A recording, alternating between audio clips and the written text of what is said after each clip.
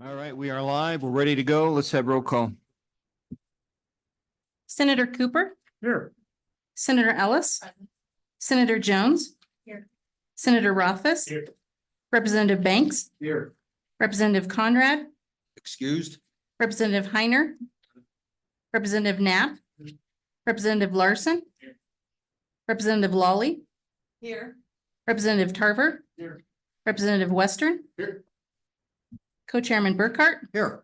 Chairman Dockstetter. Here. You have a quorum. Thank you. Everyone and those listening, welcome to Merrill's Business and Economic Development, May 9th. We're going to get started here. And before we start, anybody from the committee has anything they want to bring up? And we're kind of spread out in my peripheral vision. Make sure you put your hands out like this and holler a little bit. Let's get underway. Energy related water issues, sir. Thank you, Mr. Chairman. My name is Tom Kropatch. I'm the oil and gas supervisor. Tom, before you start, please. So we're live, correct? Okay, so the issues with water and hydrogen and all of that are interim topics for this committee. So that's why we're discussing them. Probably be a pretty broad discussion and that and see where we go. So Tom, thanks for letting me interrupt you. And I would say, Tom, Continue. state your name and title again, just so we get started. Sure, Mr. Chairman. Tom Kropatch, State Oil and Gas Supervisor for the Wyoming Oil and Gas Conservation Commission.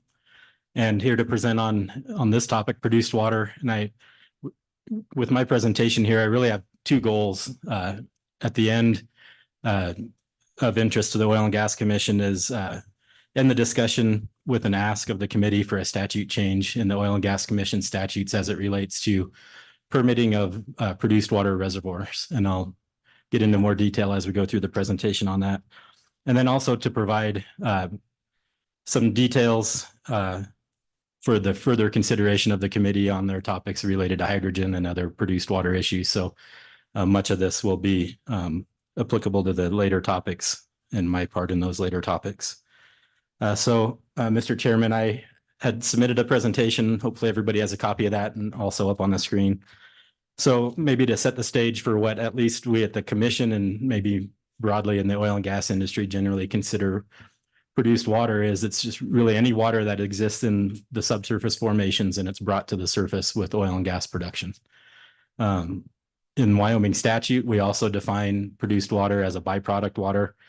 And essentially it's just water that's not put to beneficial use but brought to the surface or resulting from use like in oil and gas out of an oil and gas separator or something like that. And I think that definition is in there. So operators, the industry doesn't have to go permit every single oil or gas well as a water well because it's bringing water to the surface. It's a byproduct water that's not meant to produce the water as its primary purpose, and the water just comes out with the actual primary purpose of the well. And that's in the Wyoming statute 40-3-903 that I referenced there. Most produced water is naturally occurring groundwater in those formations, but it could include water that has already been injected. So in a water flood or a secondary recovery scenario, a lot of that water was originally produced water, is injected for enhanced oil and gas recovery, and then it is re-injected, essentially recycled. And in our definition, we also include flowback water. Flowback water is the water that gets injected during hydraulic fracturing or well stimulation events. And then when the well is put on initial production, that water usually, some portion of that water or maybe all of it flows back out initially. And that depends on the formation of how much water you'll get back. In some cases, it's very little amount of what you put down for the stimulation. And in some cases, it's a higher percentage. And in our rules, when an operator reports the volumes of water that are produced, that's included. So we just include that. In some cases, you may hear someone exclude flowback as a produced water. And what does industry do with it? They typically either dispose of it as a wastewater, or as I said, they can put it to beneficial use for a water flood or other purposes. And we'll get into some of those details. So next page, on page 3. For disposal purposes in Wyoming, the class 2 UIC disposal well is the most common method of disposal. a significant volume of produced water is currently reused within the industry, and especially in certain basins for the water flood and secondary recovery units. Surface discharge is another common practice in certain parts of Wyoming, and I know DEQ is up on that topic later in the day, so I won't say much more about that, and they'll go into more detail, I'm sure. But we're also starting to see, and have been, but especially in the last couple of years, starting to see a real interest from some of the industry to reuse water for drilling and completions or drilling and hydraulic fracturing operations. And when they're doing that, and why they're doing that in that situation is they can reduce the use of fresh water. They can reduce their costs, that every barrel of produced water that they generate, if they're disposing of it, it generates costs. So if they can reuse that, not pay the transportation and disposal costs, and also not have to pay for the fresh water, then it reduces our costs there. Mr. Chairman, so Tom, just curious, do you have an idea what the average cost is to dispose of produced water? Just a round figure. I'm not looking for an exact number. I think we have someone that lives this world. Senator. Oh, okay. So Tom, you lucked out. Senator Cooper. Thank you, Mr. Co-Chairman. In this area, in the Cheyenne area, we're paying anywhere from 60 cents to $1.50 to $2 per barrel for the actual disposal, plus the trucking. And that trucking, depending on how far you are, can run anywhere from $2 or $3 up to $5. So you can have $6, $7 a barrel into disposal fairly easily. Hopefully you can get it done cheaper than that. It makes some pretty good wells pretty marginal to have to spend that much money. If you're making 300 barrels a day of water, and that's $1,800 a day for disposal, heads up pretty quick. Tom, you want to add to that? Mr. Chairman, I would just agree those costs are what we would have heard. I think it varies significantly. If an operator has their own disposal well, obviously they're not paying as much, as if they had to go to commercial. But the trucking and the transportation costs are probably really where it hits that operator and the high cost. And just for reference, we have about 450 Class 2 disposal wells specifically permitted for disposal of produced water around the state. So, many operators have their own disposal well they operate, but especially in Cheyenne area or in the Powder River Basin where the horizontal drilling activity goes on, that it's widespread across the basin. So it's hard to have a disposal well located right next to where you're currently drilling or producing, so that those transportation costs come into play pretty often. Thank you. Go ahead. How many waste water evaporation pits are permitted throughout the state? Because there's a number of those that are commercial that they just evaporate the water. So in addition to the disposal wells, how many evaporation pits do we have? Mr. Chairman, I don't have that number right in front of me. Those are permitted by DEQ, and they may be able to provide a little more detail on there. I think there's in the teens, maybe, if I had to guess. There's not a lot of those. We used to permit some operators could permit a evap pit on their own with the commission if it was their own private use on their own lands, and they've kind of gone out of favor, I think, with the industry. We don't permit many of those ourselves anymore. They don't the smaller ones, especially that an operator would have built, really don't take care of a lot of water. They don't evap often enough, and all winter long, they're really not working at all. And so they've just moved to other options, and one of those is reuse, in that case, and others are the disposal wells are really the big options there. Carry on. So Mr. Chairman, another thing we're seeing that prompts the reuse by industry is just these larger completions. We're using more and more water in most cases on these horizontal wells during the hydraulic fracturing. And so if they can, reduce the purchase of 8 to 10 million gallons of fresh water and be able to use produced water, it makes sense for them on an economic and just on a environmental type or just natural resources type basis to not use the fresh water if they could source produced water. But in doing so, and we've kind of hinted at it here, reuse requires matching the water quantity. You have to have enough of it you have to have the right quality and you have to have it in the right spot to be able to reuse it. So we'll get into some more of those details. On the next page, on page 4, we start talking about, well, what does Wyoming have for quantity? And this is for calendar year 2023, these numbers. Wyoming as a state had 1.6 billion barrels of produced water, billion with a B, throughout the state last year. So as a refresher for those who may not be in the industry much, a barrel is 42 gallons. So we're producing roughly 68 billion gallons of produced water annually. It is reducing a little bit each year, just the trend, partly the reduction of coal bed methane, partly just the reduction in natural gas production. And some of the horizontal wells, certain formations don't produce as much water as conventional production did, but it's still a significant volume of water that's produced around the state. Almost half of that, 777 million barrels essentially, is reused for water floods. So that's just re-injected to increase the production of oil. And then about 241 million barrels is disposed of in a class 2 disposal well. So that's just pure disposal, nothing related to enhanced recovery or secondary recovery. That's about 15%. So when you look at that total, a little over 60% of the total water that's produced is injected through a class 2 well, either secondary recovery or disposal.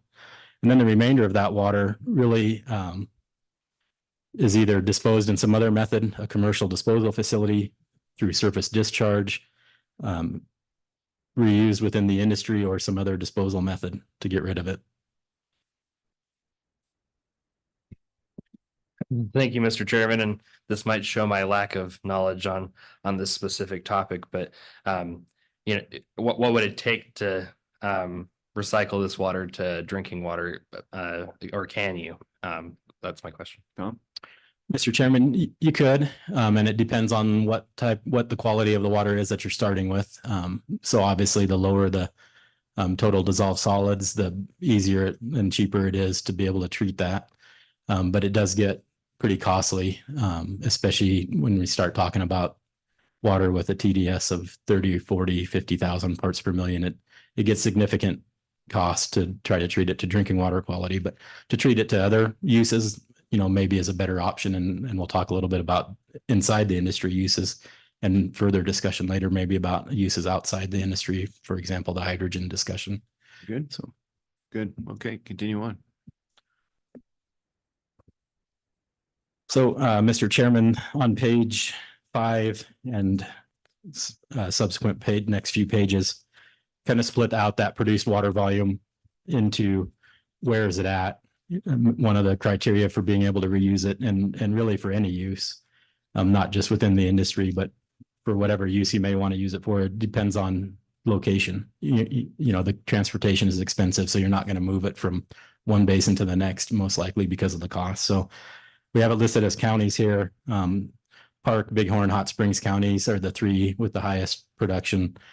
Much of that water, as I mentioned, in the Bighorn Basin, 80% of it actually is re-injected for water floods. And in many cases, that produced water is essentially recycled. It's been produced, it's been separated, re-injected, and is produced again. So it's almost a recycling volume there.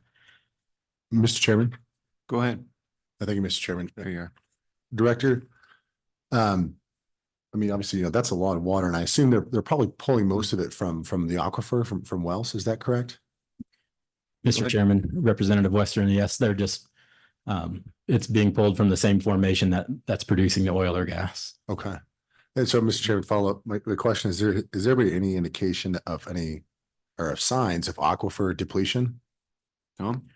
Mr. Chairman, Representative Western, in the cases of in the Bighorn County, let's use as an example, no, because they're just essentially re-injecting the same water that just was produced. In the other cases, if you're just pure production of oil and then disposing of it, usually that's in a different formation than what the oil is produced from. But no one's going to use that water for any other purpose other than disposal, or maybe identifying ways to reuse it.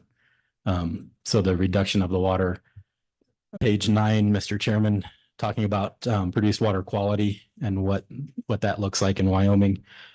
We're pretty lucky that in most cases our produced water quality is generally good, especially when you compare it to other states and basins in other states. If you look at the Permian or the Bakken, for example, you know, their TDS, their total dissolved salt solids, which are what we consider salts and other things like that, are super saturated in some cases, 100,000, 200,000 parts per million TDS, just you know, significantly contains significant volumes of salt within that water. In Wyoming, you know, common to range somewhere between 5,000 and 60,000 parts per million.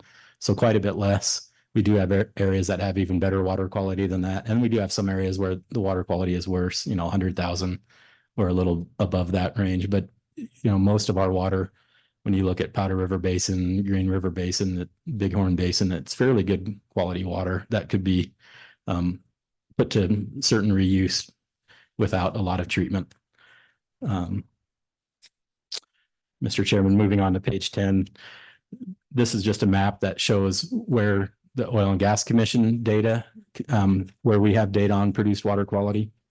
Part of our rules in the Class 2 UIC program require water samples to be submitted, water analysis to be submitted, the produced water and on the water that they're from the formation that they're injecting into. So we have a significant number of wells that have been of oil and gas wells that have been analyzed for water quality and have that data available publicly.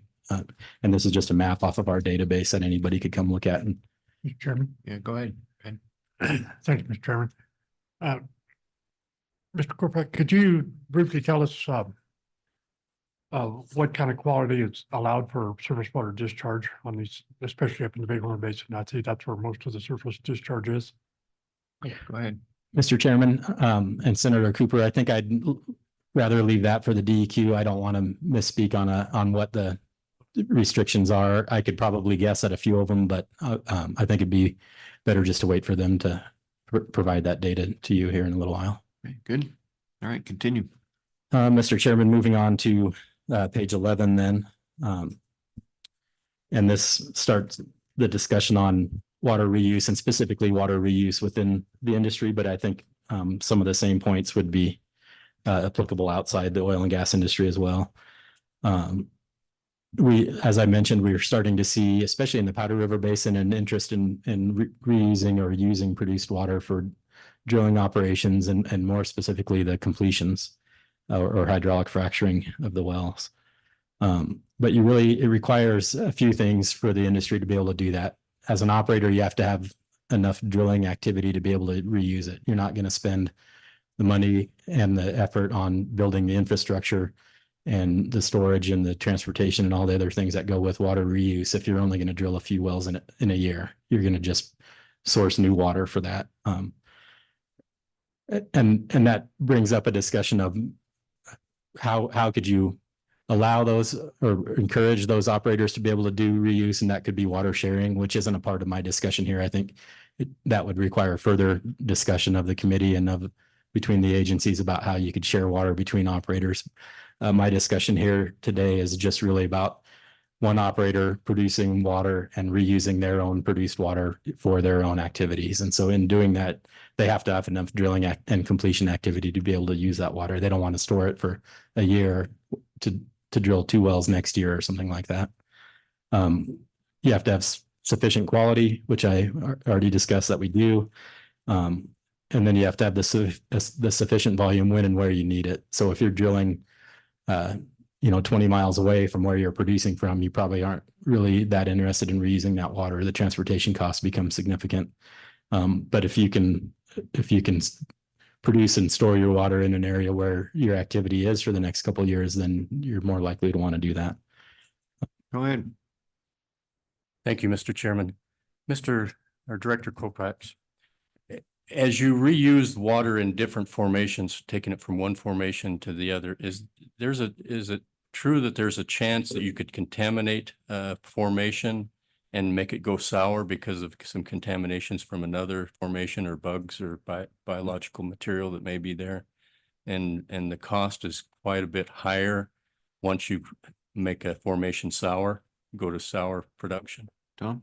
Mr. Chairman and Representative Heiner, You could do that. And in fact, you could do that even with fresh water. And that's why during these operations, you see many of the chemicals used within the hydraulic fracturing, for example, are there to treat their biocides to treat bacteria so that you don't introduce the bacteria to the formation, which could create hydrogen sulfide and increase the costs and safety risks and everything associated with production of that formation. So industry is aware of that and treats all of their water when they're re-injecting it for this purpose to make sure that to do everything they can not to introduce bacteria that would create H2S.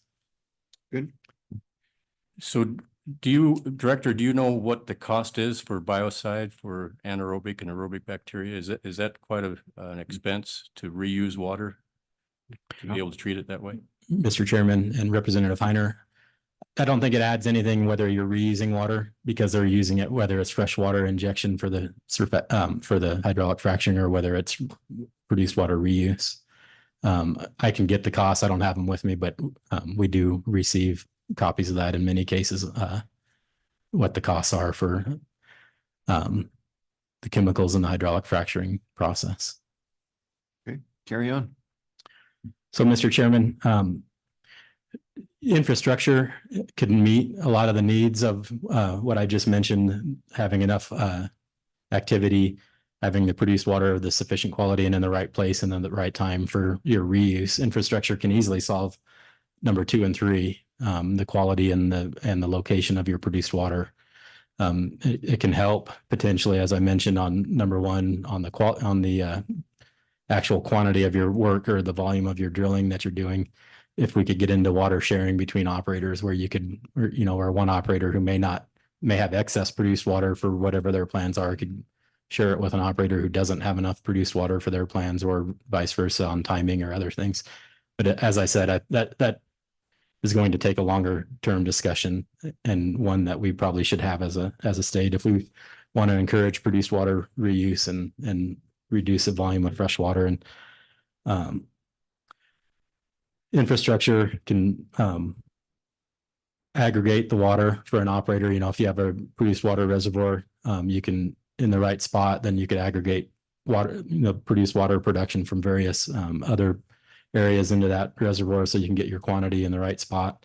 They usually pipe it or truck it to those facilities. And if you're in the right spot, you can set up some either permanent or temporary piping to help with that to reduce the trucking costs. And then usually what they do is if they're done drilling in that area, then it really is a whole system approach. You have your producing wells that produce the water, put it into your reservoir. You're using it in your wells you're drilling in the same area. And then when you're done drilling in that area, you dispose of it in a disposal well. So, it really becomes the entire water system that you need to be able to reuse produced water. You need all of those parts for an operator to be able to do it economically and successfully. Mr. Chairman, moving on to page 12. If an operator has all of those things and can reuse the water, it can reduce their cost because they don't pay for the trucking, they don't pay for the transport or the disposal. They don't have to pay for the fresh water and then use it and then just dispose of it. So it makes economic sense for an operator, and it helps make Wyoming stay competitive as far as cost for an operator to drill. If they can reduce their costs, then it helps us stay competitive with other states and other basins. And Mr. Chairman, the commission is already has authority, and we'll get into the statute, but we have authority to permit these produced water reservoirs. But we do have a requested statute change that would help facilitate that and help facilitate reuse and reduce costs for operators. And so on page 13, Mr. Chairman, I have a copy of the existing statute that provides the commission authority to permit these. And I won't read the whole thing, but you can see in there produced water retention and emergency overflow pits. So produced water retention ponds or pits or reservoirs can be permitted. And the commission can do that in the last 2 lines. If you look, it says on a lease, unit, or communitized area. And so restricting the commission's authority to permit those on a lease or to a lease or a unit or a communitized area really ends up either requiring additional reservoirs that an operator needs to build to be able to reuse water because they can't just centralize it for their operations, but they have to keep it on to a lease or in a unit or a CA. And so that increases cost, that increases risk of a leak, you know, when you have more of those, increases disturbance required to build those. And so, Mr. Chairman, moving on to page 14, we request a. Just check. Go ahead. Thank you, Mr. Chairman. Director, back to that pit, what we're talking about is used for that operator only. He wouldn't be able to bring outside fluid in, but he'd be able to bring fluid from another of his own leases to that pit. Is that correct? Tom? Mr. Chairman and Senator Cooper, that's correct. It would be for that single operator, build it, bring their own produced water into that reservoir and then move it back out to wells that they're drilling and completing and you know, do that multiple times to recycle, but not share it at this time with another operator or bring another operator's water into that system. Okay, it's good. Go on. Mr. Chairman, so on page 14, I have a suggested change there that we just, in that same statute, would strike the words on a lease, unit, or communitized area. That would allow industry to permit those reservoirs wherever they need them, with obviously commission oversight on where they're putting it to make sure it, you know, that it makes sense as far as where it's being constructed. And we'll get into some of the details of what we look at on a permit and where that would be. But, you know, the lease. Finish your thought and then we'll go to co-chair. Okay, Mr. Chairman, restricting it to a lease or a unit or a communitized area made sense in the conventional exploration and production world when you had a field that you were producing and, you know, all your activity was in that field and you'd build sure you need within the field and you do your development there. Now with horizontal drilling, as I mentioned earlier, you know, we're drilling basin wide and in the Powder River Basin, you know, really we've kind of remove the boundaries of a field or a lease or a unit where a single well may go across, you know, multiple leases for an example. And so removing that restriction on where we can put these would facilitate reuse and make things easier for the operators, more economic for them, and really doesn't change what the pit or the reservoir itself looks like. The construction and everything else would be exactly the same as what we're doing now. We could just build fewer of them and in more appropriate locations. And so that's where we think this, just striking that makes the most sense. It would allow some of these other types of infrastructure to also be permitted across that way. But I think through our own permitting process, we can restrict any of those pits or reservoirs or other things that don't need to be centralized. We could just not permit those as a central location, keep them still restricted to a lease or a unit or within a field, for example. Okay, co-chair. Thank you, Mr. Chairman. So Director, I just want to be clear. When you do this, you're talking about one operator and their own pits. So if you look at the Powder River Basin, I don't know how many operators we have up there, intermixed and excuse me, all of that.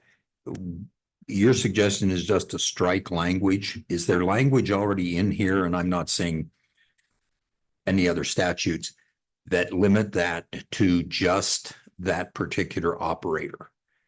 What I'm getting at is, you know, you end up, if you don't, you have a commercial pit that's open to everyone. So is that the intent, that it's only the operator itself for its own wells? Mr. Chairman and Representative Burkhart, that's correct. That's the intention. And you're right, we would start to consider that a commercial operation. And I didn't mention it here, but the beginning of the second line of that statute does say non-commercial reserve pits and produced water retention pits. So right now, I think that's where the restriction still comes in within the statute to keep it to one operator. You know, non-commercial, you know, if an operator is sharing it and not making money, maybe they could try to make a claim that it's not commercial because they're not charging for it or something. But at this time, our intention is not to have water sharing between the operators. That would, as I mentioned, needs further discussion and would need further statutes and rulemaking probably between the Oil and Gas Commission and the DEQ to figure out where various authorities and things lie and get some statutes written for that. So that's a bigger picture discussion that isn't part of today's. It's just to allow, you know, one of those Powder River Basin operators to use their own water and bring their water from whatever wells they're producing. Thank you. Carry on. Oh, go ahead. Thank you, Mr. Chairman. Director, the operator isn't necessarily the only owner of this water. As you go from lease to lease, the composition of the ownership changes dramatically sometimes. Maybe the same operator, but different ownership. So if we build a central, we allow them to build a central pond or wastewater holding facility, and there are ensuing problems, how do you define who is responsible for the water that may have contaminated the groundwater or a leak or whatever it may be? And you have myriads of different ownerships from these different leases. How do you resolve that now? Mr. Chairman, Representative Heiner, first off, whoever the operator actually is the party responsible within our rules to make sure that the operation is appropriate, you know, that if there is a leak, for example, that it was taken care of. Now, when they go back out to, you know, send a bill to all the various different owners, it can start to get complicated, and they're going to have to keep track of water volumes in and out, you know, what's produced from which wells and what went to what reservoir. But it's something they're doing with the oil and gas and everything else as they combine it into these facilities, you know, the production facilities and things. So I don't think from a state standpoint, it's not a big concern, because we have, you know, operator A, who actually is the operator of all of the facilities, the wells and the reservoir, and, you know, the disposal well and the producing wells where they're using it, the infrastructure between those, the pipelines, so on. They're the responsible party from the Oil and Gas Commission standpoint. Good. One more. Thank you, Mr. Chairman. So if operator A owns a couple of leases and builds a reserve pit to hold the water from those two leases, and yet in a third lease, he has ownership in that lease, but is not operator of that lease, could he then bring his ownership portion of that water into that reserve pit? You, Tom, and then my fellow senator wants to comment too. Go ahead. Mr. Chairman, no, they couldn't. It would only be the wells that they actually are listed with the commission as as the operator of the well. They can't be a working interest non-op to bring that water in. Senator, follow up on the two. Just a comment, with our Form 3 that we turn into the state every month, we track that water from each individual well. We know exactly how many barrels of water is produced from each well. So tracking that ownership is not a major issue. And more importantly, as the operator of that disposal pit, or storage pit, whatever you want to call it, we really want to keep tight control on what goes into that pit. If you have just whoever stopping by and dropping stuff in your pit, you may get drilling mud, you may get half a load of oil. There's no telling what you're going to get. So you really want tight control so that you have the biocide, you have, you don't have any contamination. I really don't see an issue with any prudent operator doing this. Tom, you wanna follow up? Mr. Chairman, I just agree with that. You know, most of these facilities are fenced and have gate access requirements, and many of them have cameras that, you know, located on them to track to make sure someone's not coming in and dumping something, you know, on the facility or in the pit or something like that. So the security around these are pretty heavy. Tight. Representative Heiner, anything more? Oh, we got all the way down to the end. Okay, thank you. Go ahead. Chairman, thank you. Director, just curious, is there a reason we would discourage operators to work together to use their disposal water? I mean, if we have a group of different operators in a central area and is there a reason we shouldn't let them work together to reuse that water rather than taking it to a disposal pit or an injection well? Tom? Mr. Chairman, Representative Harbert, no, I would actually think we should be, you know, at least allowing that by the rule, but it will take some time to try to make sure that, you know, we've got it permitted correctly. You know, there's some carryover between us and DEQ on those types of facilities. So who's permitting it and what's allowed, and, you know, the details need to be worked out. Follow up. Thank you, Chairman. So is there something we could tweak in this one, or is this something later on we could work on? What do you think, Tom? Mr. Chairman, I think it's going to take a little more time than what we could do with this one. I think at this point, you know, most operators currently are just, if they're reusing water, it's just their own. this would just help facilitate that. In the meantime, we can have that larger discussion and try to get that correct the first time. You know, we don't want to have issues. You know, it's going to require a little more complicated water tracking in and out and who's going to what disposal well and all those different things. So it's going to take some time just to make sure we have that correct and Yeah, it's a little. more further follow-up. discussion. Yeah. You may want to sidebar him later, make sure you get that right direction. Co-chair? Thank you, Mr. Chairman. So Director, I'm thinking of a specific incident or issue in the Wamsutter area where a company has a centralized disposal facility. They have both injection wells, evaporation pits, some other water handling facilities at one location where they're hauling everything in there. Isn't that the same as what you feel you need a change in the statutes for? They're already doing it. I don't know if that was permitted through DEQ or what the issue was there, but they're already doing a centralized for a very large field. Mr. Chairman and Representative Burkhart, but that's the detail there is that it is a large field or a large unit. Some of those, you know, units down there are significant in size versus especially in the Powder River Basin, you know, we're intermixed operators. We got small leases. We're really not forming units anymore. They're just drilling and spacing units. So, you know, if you wanted to do it at every well, you're really almost in some cases having to build a reservoir for every single well pad versus the larger units, especially in like the Wamsutter area where you could build one and handle a significant number of the wells in that area. Go ahead. Thank you, Mr. Chairman. I have a couple of questions about how this would work. And my curiosity is by removing the language, I understand the intent is to provide flexibility so that you can have the sharing. But with the removed language taken in context of the rest of the statute, would that allow a site to be located someplace entirely outside of an operating unit of any sort or leased ground? In other words, I've got some property over here and it looks like a good spot. And even though we've got no operations there, I'm going to put my storage pit in that location. Mr. Chairman, Senator Rothfuss, technically they could.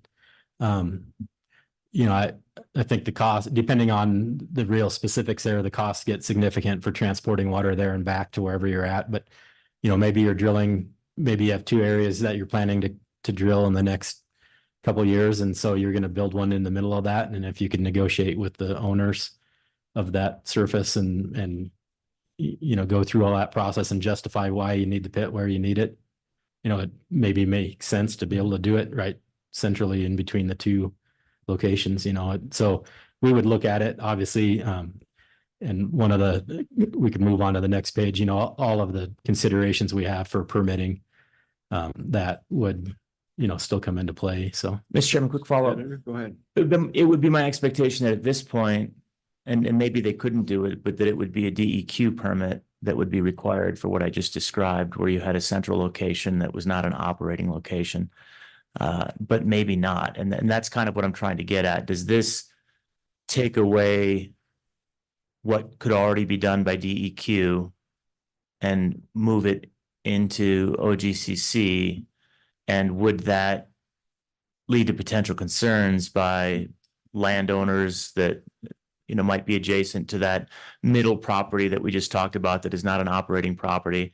There are no minerals there, but there's the opportunity to use it for this purpose, but then it would be taken outside of the DEQ process and now with an OGCC. So I'm trying to understand that dynamic. Is that how it would play out? Right now, you'd have to do it through DEQ. This would let it go through OGCC. Mr. Chairman and Senator Rothfuss, I think there's some question, especially by some operators, of whether DEQ even has the authority to do if it's not commercial. You know, we have the non-commercial on a lease unit or in a field, but and DEQ has rules and authority for commercial oil field disposal facilities. But some of these centralized ones, some people have brought concerns to us that, you know, they kind of fall in the middle of a loophole, and I think maybe DEQ could do them. The other thing that keeping it or allowing the Oil and Gas Commission to do it keeps that water tracking with one agency. So the producing wells, you know, they report the volumes to us, which well produced it, They tell us where it's going. It's going to this reserve, to this reservoir that we've permitted. And it's going to be reused on these specific wells. So it inserts another agency in the process if DEQ does it versus if the commission could just do it all, then all that tracking comes in and out of the same agency and we can follow the water. Comes from these producers, goes to these reservoirs, gets reused at certain new wells that they're drilling. And if they're done with it all, then it goes to a class 2 disposal well. Follow up, Mr. Chairman. Yeah, and then Senator Cooper right after you. But in that instance, you've introduced new land and that land has not gone through a process. With this language, you'd have the opportunity to do that. Would it not be workable to basically do this, but make sure or ensure that the pit is on currently operating land of some sort? So you can still do the sharing, but you wouldn't have that new land introduced. It's already land that is under operation. It's already under OGCC purview, but provide for a more expansive sharing opportunity, non-commercial sharing opportunity. I think that still accomplishes what you're looking for, but might isolate this circumstance where you bring new land into an oil and gas operation that hasn't really gone through any process to be pulled into the operation and bypassing DEQ. I can just see a lot of potential concern there if that takes place, where it's not going through any vetting process. Mr. Chairman, Senator Rothfuss, I think it would go through the vetting process through our permitting process. You know, we'd look at all the same things I think that DEQ potentially would look at. We'd look at the sage grouse issues. The surface issues. We'd look at making sure they have an agreement with that surface owner to be able to use their land. I think it's the same process between the agencies. Yeah. So Senator Cooper. Okay, thanks. Thank you, Mr. Chairman. Director, just for clarity here, we're talking about basically a temporary permit. There may be fairly long use, but for storage only, we're not talking about a disposal pit. Is that correct? Mr. Chairman and Senator Cooper, that's correct. It's just a reuse. It's not, there is no disposal related to this. There's really no treatment related to it. That would be another scenario potentially where DEQ could get involved depending on the treatment. But really this water is of sufficient quality that all they do is run it through a filter to remove the suspended solids and then add the biocides and other chemicals and things like that they need. And then it's reused, or when the reuse is over, it's disposed of. And Mr. Chairman, on this page, and this gets into some of this discussion, but it doesn't change the way we permit them or the look, or doesn't change anything about these reservoirs except where they're located. We get significant detail on a permit. In fact, I brought a copy of one here. It's like 76 pages long for a permit. It includes geotechnical reports. It includes a groundwater study. We actually have, I think, some additional restrictions than what DEQ does. We make them, if they have to go look for groundwater anywhere, if they detect groundwater 60 feet below the bottom of the pit or shallower, then we would require monitor wells potentially or other things. I don't know that those same restrictions are in the DEQ requirements. We get water quality from from the producer wells, so we know what quality is going into that reservoir. So it doesn't change any of that. We would keep that. We get, they have to have a reclamation engineer give us a cost. So we get a bond on every single one of these, an individual bond. In this case, for this reservoir, it was a $500,000 bond based off their engineering cost of what the reclamation for that reservoir would be at the time that they were going to close it. So all of that would continue. All it does is move where these could be located at. So Anybody wants to see that, it's ready for disposal there. Yeah. Carry on. Mr. Chairman. Go ahead. Thank you, Chairman. Director, I think we need a little bit of clarification. So this will kind of be a question, but we're going to use water for drilling and fracturing no matter what. So in my mind, fresh water is more valuable to us than produced water. So if we can encourage our producers or our operators to use produced water, doesn't that make sense? And I understand the concerns here, but we're going to be putting pits or holding facilities for fresh water or produced water.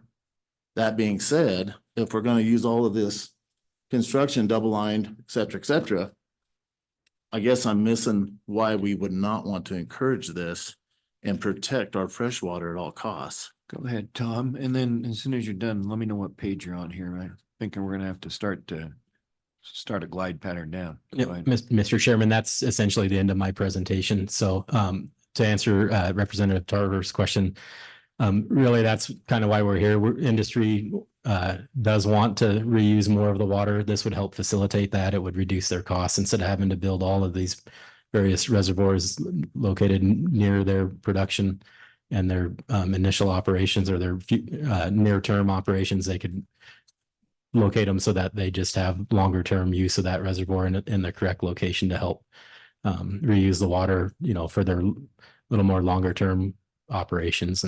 And so that's why we're here, is to just try to help facilitate the water reuse. Representative, you good? Good, okay. All right, any other questions? All right, give us kind of a conclusion here. Mr. Chairman, that's my presentation. I'll be happy to come back up on the hydrogen to talk about water questions on produced water in that regard. But for this point, that we're just asking for a potential bill to change that statute as noted here, or, if we want to work on the language, if anyone has some ideas that they could, maybe we want to add some other restrictions on where it could be located or something like that. Be happy to. Mr. Co-Chair, you want to weigh in on that bill? Mr. Chairman, I'd wait till after we do public comment. Okay. On the proposal. Fair enough. and the Anybody else presentation. before we go to public comment? Everybody's good. Anybody have public comment? We have anybody waiting? No? Okay. Any comment in the room? It's the desire of the body here.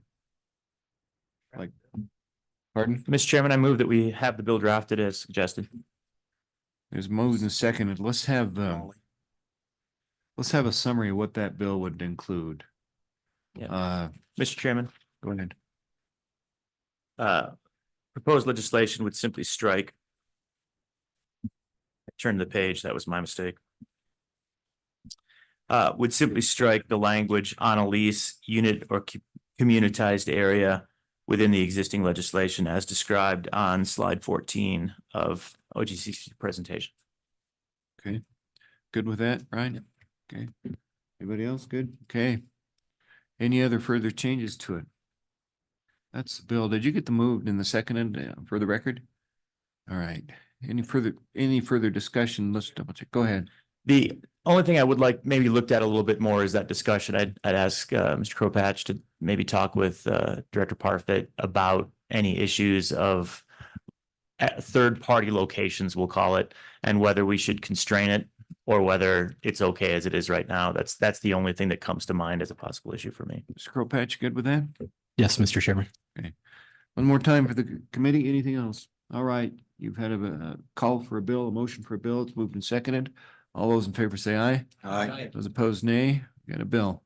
Thank you. I don't think you need to go far, do you? Or you're in the next list. Yeah. No, it doesn't. Right, just say.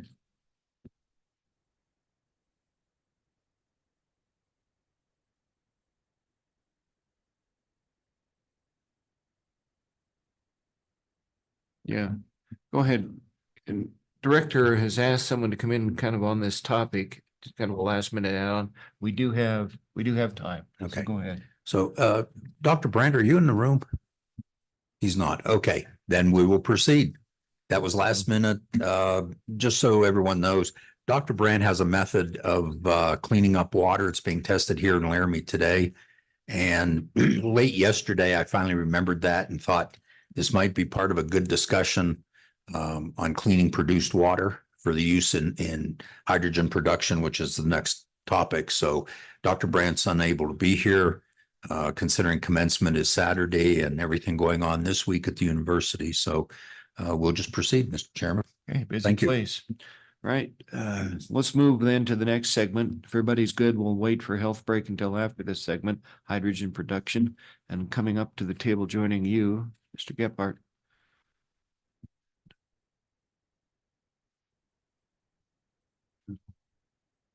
And Holly too.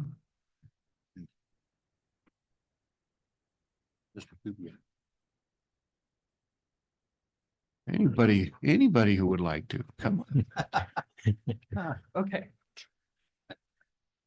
Let's get you all at the table. I'm assuming Mr. Gephardt starts. No, No? he's not. Okay. Oh, Mr. Brandt, Mr. Brandt. another chair? And Deputy Director probably needs a pull chair. another Just chair bring up. one. Just rob one off the front row, sir. Then you all get to decide which one opens this up. Topic being hydrogen production.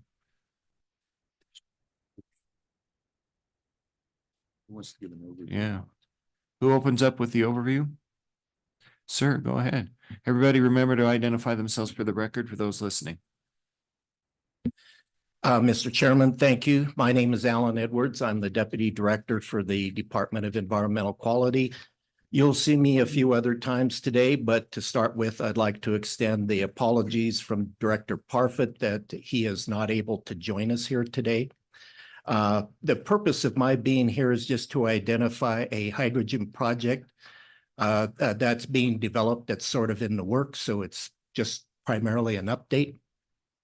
As a bit of background, the committee may recall that EPA sent out notices of availability of funds under the Climate Pollution Reduction Grant. The state had considered applying for one, but due to a variety of reasons and the inability to reach an agreement with EPA, the state backed out of that. There's a second round of CPRG funding that Colorado wanted to participate in. Reached out to the governor and asked for the interest. And once again, if there are CPRG strings, the governor was pretty clear there'd be no interest. Through a variety of mechanisms, the state did agree to participate in their project, but only as a collaborator, because as a collaborator who does not receive money, we're not subject directly to the grant conditions. The project itself, the concept has two portions. One, the initial discussion is to develop a hydrogen production facility in Wyoming, likely in South Laramie County near Cheyenne because of the availability of natural gas and the pipelines that will go down the Front Range. The other part of it is Colorado is interested in receiving the hydrogen for the purposes of co-firing their fossil facilities down there and lowering the overall emissions footprint. We were able to reach an agreement and agreed to sign on as a collaborator. The application was submitted April 1st for a little under $500 million. Colorado is currently out with an RFP seeking proposals for projects in both Wyoming and Colorado in that regard.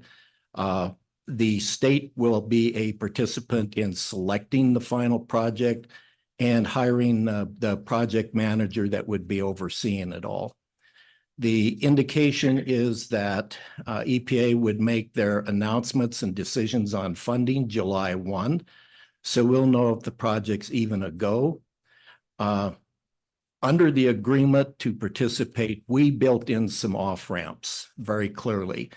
If the EPA conditions become unacceptable, we've made it very clear we would seek an off-ramp and would no longer participate. Since we're not receiving funding, our primarily role would be to streamline and expedite the permitting for any facility located in Wyoming.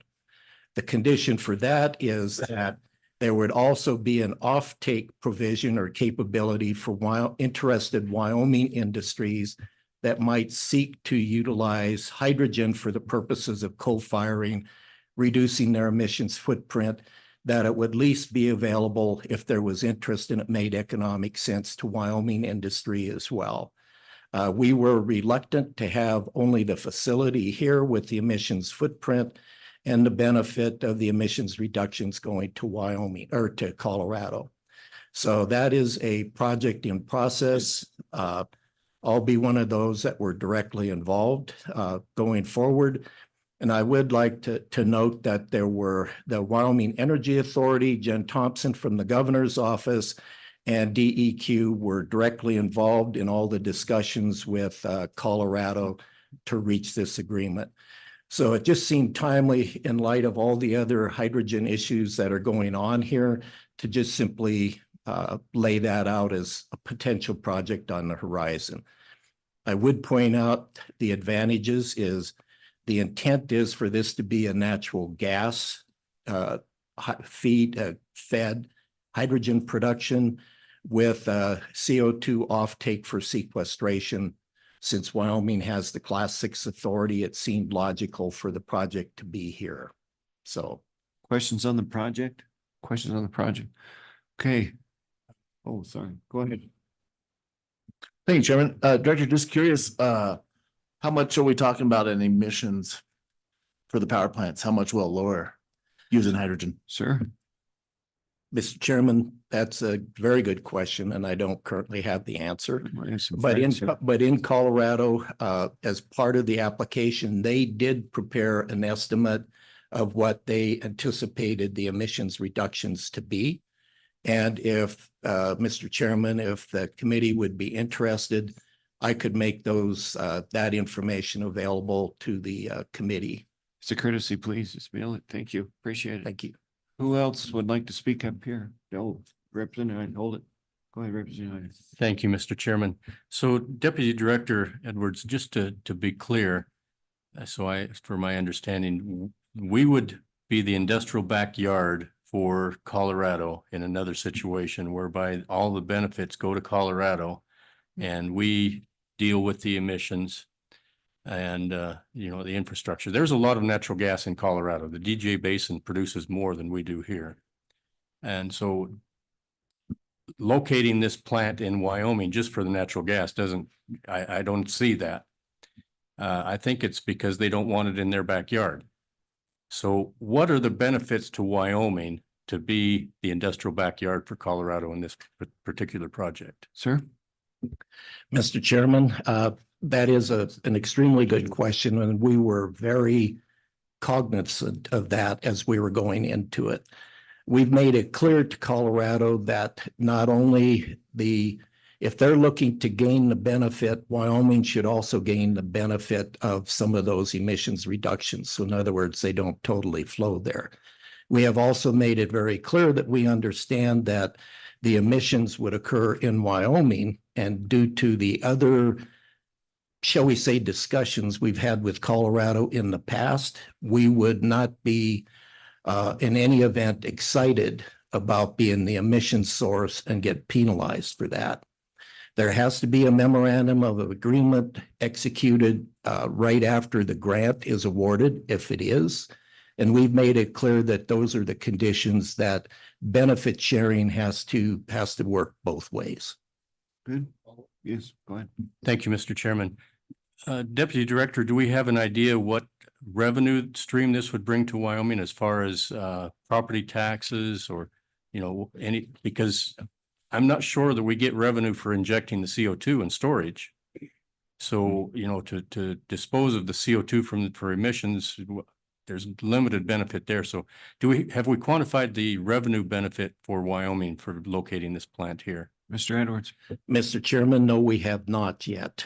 And the reason for that is until a project is selected, we have no idea as to the size and scope of what the project would be. But clearly, that is one of the benefits that would accrue as part of that, as with any other construction project. But we need to know what the project would be or is anticipated to be in order to calculate that. We will be doing that to quantify that. All right, let's double check. We're good. Director.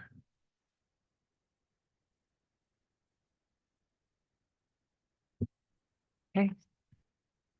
Thank you, Mr. Chairman, members of the committee. We actually have done that study for a different project, planning to inject in the same area. Let's just really quick for those listening. Sorry, I'm Holly Krucka, Executive Director of the University of Wyoming School of Energy Resources. Clearly, I was wanting to answer that question, but we have done the study. You're right.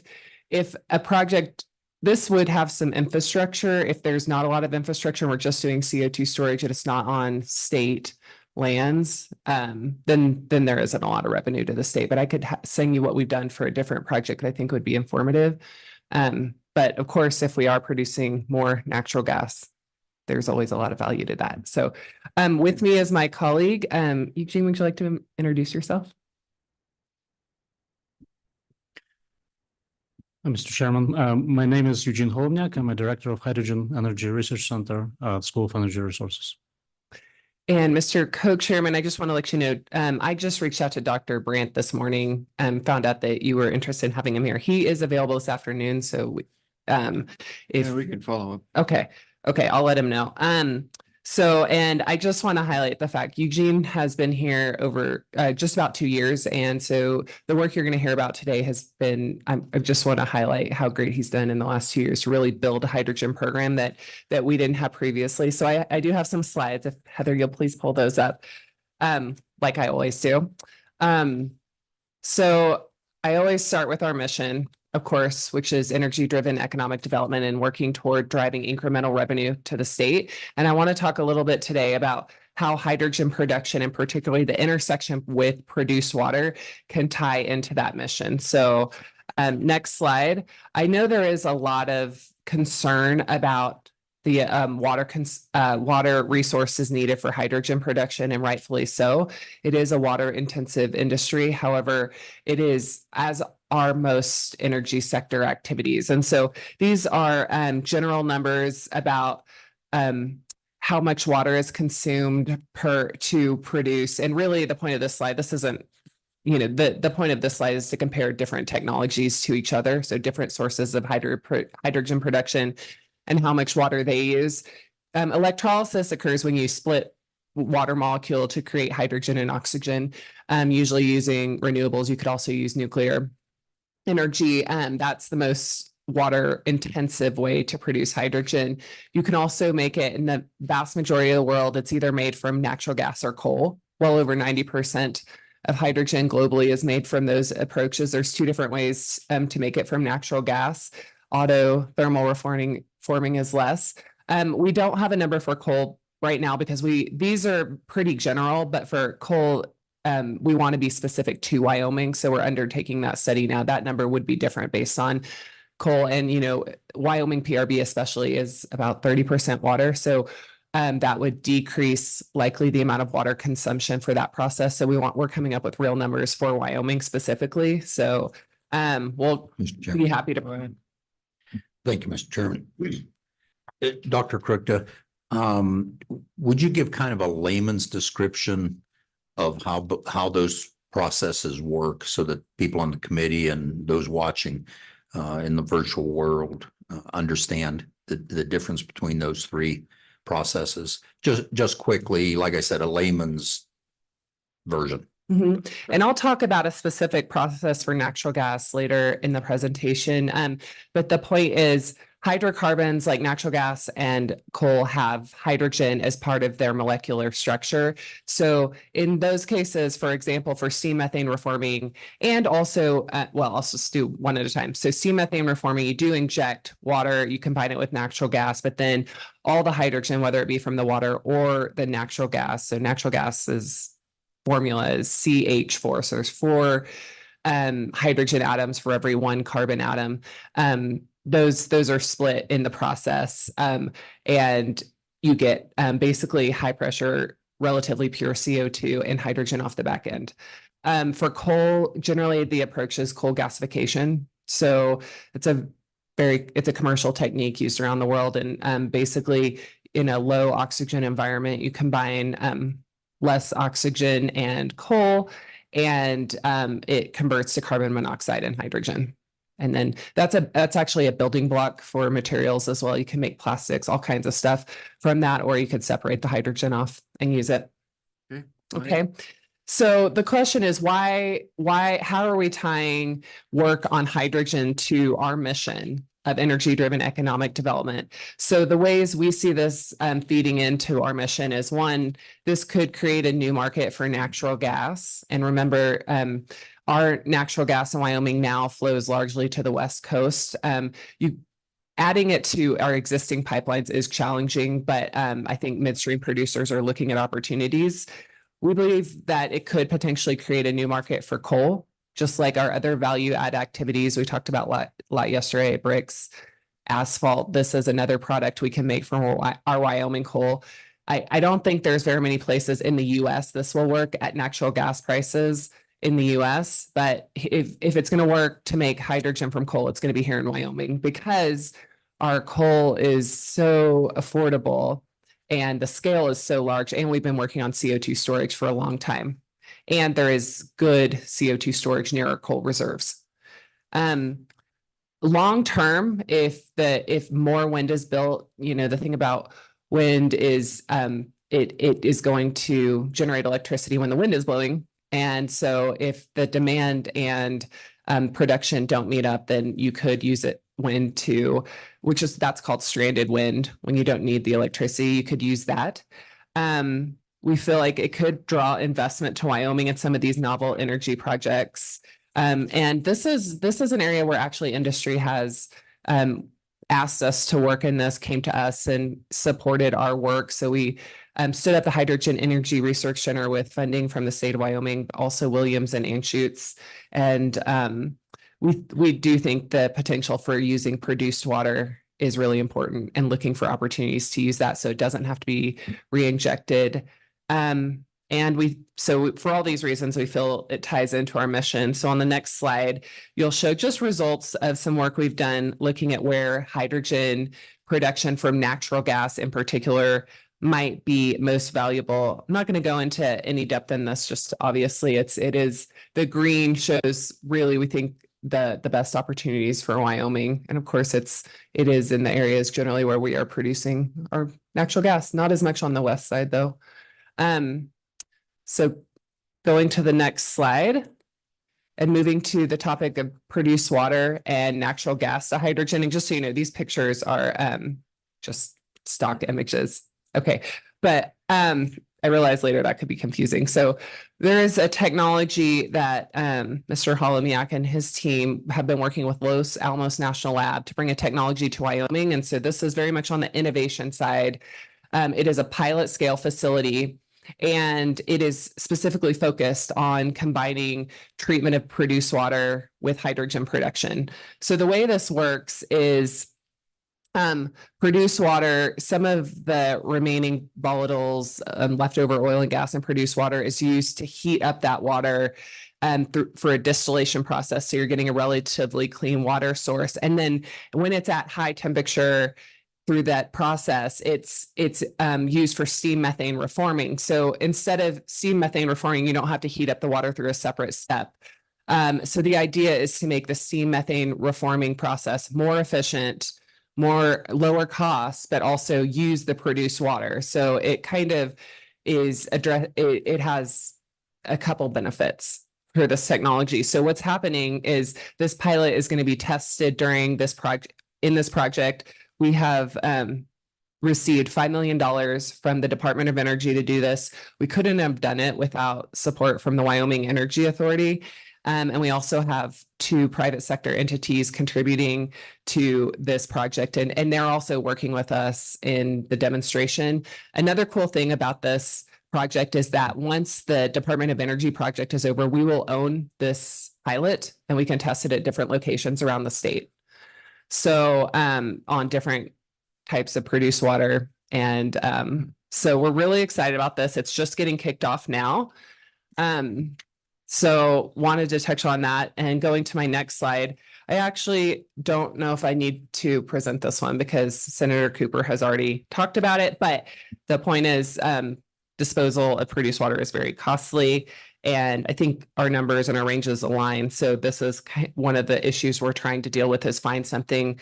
But treatment costs are still very high. So by having something we're producing that's useful, that's higher value add, we're hoping that we can come up with a solution for the industry.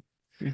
So going to the next slide, I actually, even before you asked, Mr. Co-Chairman, did want to highlight the work of the Center for Produced Water Management. So the director of that center is in the College of Engineering and Physical Sciences. His name is John Brandt. He will be available this afternoon, and he works on essentially materials and processes to treat produced water. He has a facility treating municipal water, demonstrating his technology, separation technology at the municipal treatment facility here for Laramie. So he is getting things again out of the lab, out into the field, testing real water across Wyoming. He also does a great job working with industry. It would be great if you could hear from him. On the next slide, he also is part of our program for coal-derived membranes. So he's creating coal-derived membranes, which actually can help with us with water treatment, produce water treatment, which isn't surprising because coal is a feedstock for activated carbon globally, and it's a water purification technology. But through some of the support you've given us, he is able to work on using Wyoming coal for water purification in a novel way, in a membrane type form. And then I did want to highlight one other project that isn't on my slides. And this touches what you were discussing earlier on, also trying to save water during oil and gas production. So through SCR and the College of Engineering and Physical Sciences are supporting a project for Dr. Sorari. He's a energy and petroleum engineering faculty member. And then his PhD student is Dave Reed. I think Dave's here. Hi. And so Mr. Reed has actually had a long oil and gas career, but retirement wasn't his favorite. So he came back to get a PhD. And we're really grateful for the opportunity to be able to support him. And because he has this long history of oil and gas, he's had just incredible ideas about what to work on. And so what we've landed on, or what he landed on, and we're grateful to be able to support, is using supercritical CO2 for hydraulic fracturing. So you may have read in the news that the state of New York made that illegal. So might be onto something. But the truth is, it's all about, we have CO2 in our pipelines. We were trying to capture more, and this would be a great way to save water for hydraulic fracturing practices, which is limiting in Wyoming for our oil and gas production. So that work is just getting underway. But I want to highlight again, in addition to the support we're able to provide in the School of Energy Resources, the Tier 1 funding for the College of Engineering and Physical Sciences is buying some of the equipment they need to do that project. So everything else I have in my packet is just reference materials listing in the last 2 years, basically all the projects that we have brought in from competitive sources, as well as those we are funding. And by we, I mean Eugene and his team are funding across the University of Wyoming. So we're building our own internal team, but also supporting faculty across the university to work on Wyoming specific issues. And so, Mr. Chairman, that's all I wanted to share on that topic today. I appreciate your time. Thank you. Eugene, you want to add anything to that? No, Mr. Chairman, that was very comprehensive. Okay, very good. Thank you. Who would we go to next on this topic? Mr. Chairman, Tom Kropatch, State Oil and Gas Supervisor for the Oil and Gas Commission. I don't really have anything else to add either. Most of my intention was to just provide the statistics on volumes of produced water and the quality and where that exists around the state. So unless there's other questions, I didn't have anything else to present. Committee? Okay, thank you, Director. Representative Heiner. Thank you, Mr. Chairman. So and I don't know which one to address this question to, Mr. Chairman, but we've talked a lot about making hydrogen, but how do we transport the hydrogen? That is something that everyone has heard about, the Hindenburg. If we put it in pipelines, mix it with natural gas, will it be more of a hazard than what the natural gas is? We've also heard of ammonia, which, is easily transported. So have we looked at the best ways to transport hydrogen once we create it or separate it to the market? Is it going to be something more hazardous, or we have a way of transport? Eugene? Mr. Chairman, Representative Heiner. So you're highlighting a very important issue. Definitely the transportation of hydrogen is something that needs a lot more work today. However, there are innovations today and new ways and methods and also new materials that can support transportation of hydrogen. And the second issue that you also highlighted is hydrogen is a feedstock for multiple chemicals that could be of value. Among them, ammonia, there's also methanol, also sustainable aviation fuels. And today, the market for sustainable aviation fuels is very hot. We have growing Denver Airport, we have growing Salt Lake City Airport, there's also Jackson Hole Airport and multiple regional airports here in Wyoming that expressed their interest in bringing in sustainable aviation fuels based on demand. So we see that you can basically transform our resources, Wyoming's resources, energy like coal, natural gas, or wind into those products here locally, increasing the value of those products and selling them on the market here in Wyoming or across the border. Go ahead. Thank you, Mr. Chairman. Representative, And then Senator Ellis. Eugene, apologize, I can't pronounce your last name, but so if we mix hydrogen with natural gas and transport it in these existing hydrogen pipelines, will that and create more hydrogen stress cracking in the steel? Mr. Chairman, President Heiner, the answer to this question is very complicated. I cannot give you a yes or no answer, unfortunately. And it depends on the infrastructure that certain operators would use. And we know because we work with some of those operators that have extensive pipeline networks here in Wyoming and across the United States, that even their own assets cannot be characterized uniformly, just based on the complex nature of how pipelines were constructed. And so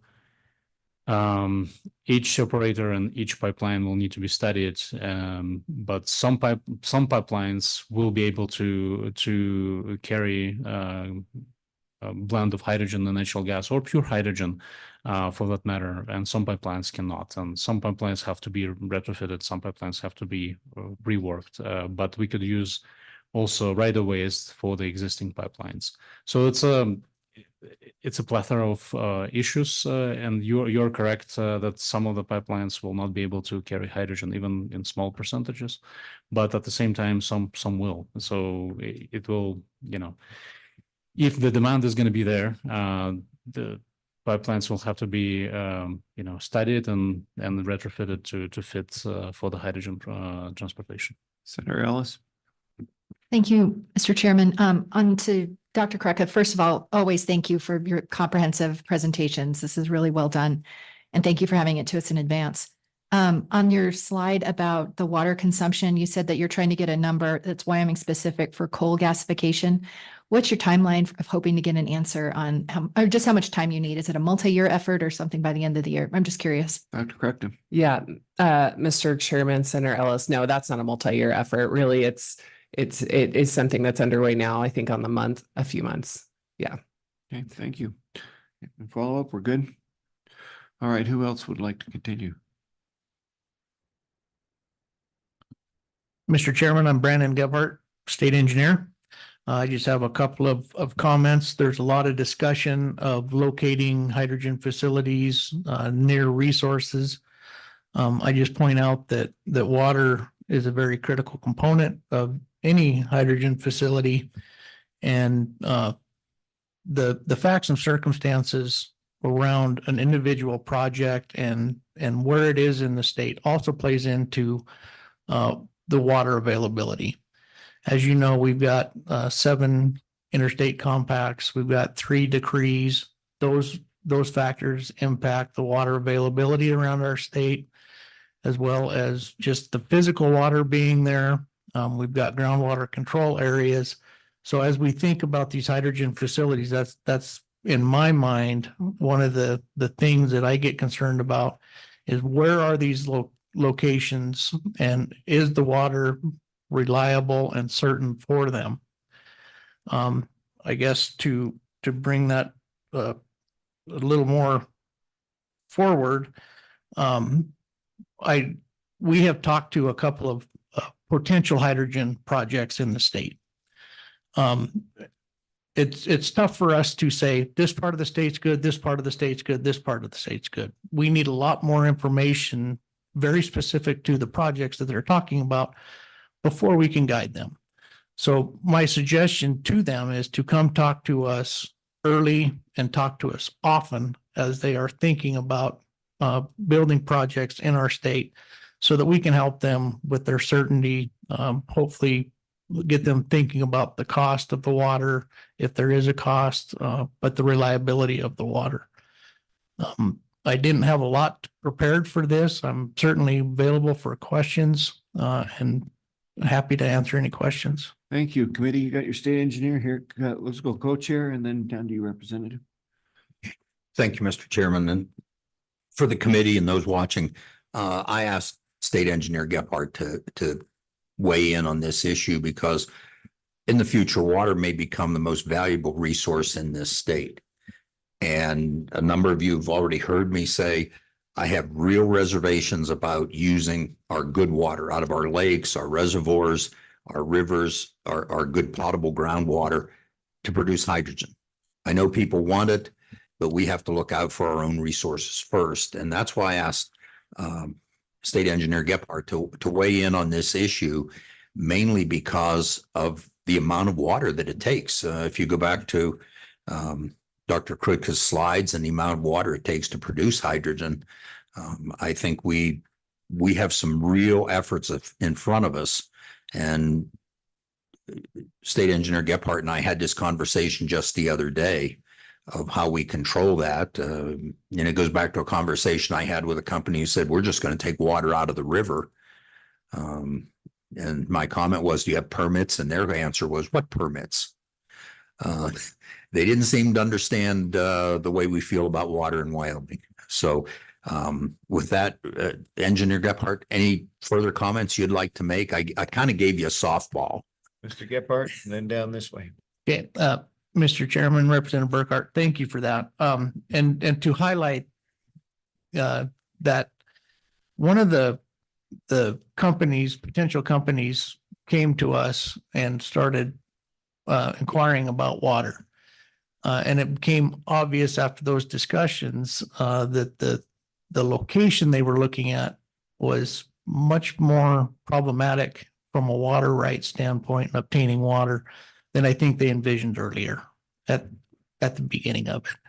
So those conversations are occurring. We've had multiple conversations with a couple of different potential projects, and that seems to be what it comes back to, is educating them on where the water is and isn't, and what kind of hurdles they may have as they develop these projects.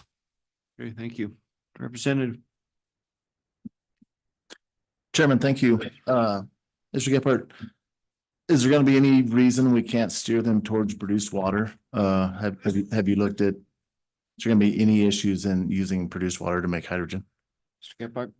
Mr. Chairman, Representative Tarver, there is a statute 41-3, 903 and 904 that do allow the beneficial use of byproduct water or production water. A couple of things have to occur. One is that the byproduct water, it's defined as it's not put to beneficial use, but it's a byproduct of some other non-water related economic activity. So that's kind of the definition of it. But in order for somebody else to put this to beneficial use, it does require a permit through us. And a couple of things associated with that, it would be considered as groundwater. It can't have left the ownership of the operator. Once it is released into or commingled with any other body of water, it becomes a part of that and is appropriated as that source would be. So if it commingles with the stream, for example, it is likely going to be appropriated as a source out of that stream. So they can't lose control of it, but then they have to have an agreement with a third party, such as a hydrogen company. And with that agreement and the approval of the state engineer of that agreement, then yes, they can get a permit for the beneficial use of that byproduct water for that intended purpose. Follow up, go ahead. Follow up, thank you. So of course, again, politicians have gotten in the way of common sense, no shock there. My question was more directed towards the engineering aspect of it. Is there any reason we can't use produced water to make hydrogen more directly? Just the engineering part of it, not the political part. Go ahead. Mr. Chairman, Representative Tarver, I don't the water quality and things like that, I'm not involved in. I don't see any reason why not, if you can clean it well enough. I don't, that's not really my purview, but from a water rights perspective, I don't see any reason why we couldn't. Okay, good. Anybody else? Okay. Thank you, Mr. Engineer. Appreciate it. Okay. Everybody at the table has spoken. Very good. Public comment on any of this in the room or anybody else on Zoom? No? Okay. Committee, what's your desire here? Just take the input. Go ahead. Mr. Co-Chair. Yeah, I think this was more education for the committee on what the status is of hydrogen production in Wyoming. However, one thing that we have not addressed is if we use water and nothing else to produce hydrogen, and the question came up on what's it worth to Wyoming? What do we value it as? I think we probably need to look at how we value, in effect, using water to produce fuel. If we need to provide frankly, a severance tax on water used for that purpose, because we don't charge in any other way for produced water. In fact, it would become a profit center for most, I think, oil and gas companies if they could sell it for fuel production of hydrogen. So I think that's something we may want to look at the next committee meeting, or that if the committee wants, or whatever. It's a pleasure of the committee. Got the background now. We appreciate all those who came to the table to testify and fill us in. Mr. Senator, go ahead. Thank you, Mr. Chairman. I see this whole hydrogen production thing as we try to develop clusters around our sequestration projects. This is just another step to put in there. It's beneficial on produced water use. It's beneficial for sequestration projects. It's beneficial for a new market for our natural gas in Wyoming. And coming soon to a theater near you is a new tax on either sequestration or just water use. And so down the road, I see a revenue stream coming for the state from it. So all in all, I think it's positive on every, pretty much on every side. I don't see, I'm having trouble finding much negative in this. World of opportunity headed our way. Anything else, committee? Okay, we're going to take it as input at this point with no further action. And this puts us at 10 o'clock. And in theory, we're going to be back here at 10:15 to talk about produced water discharge standards. So take about 15 minutes for your good health and then come back, okay? You're right on schedule. Right. Hey, this is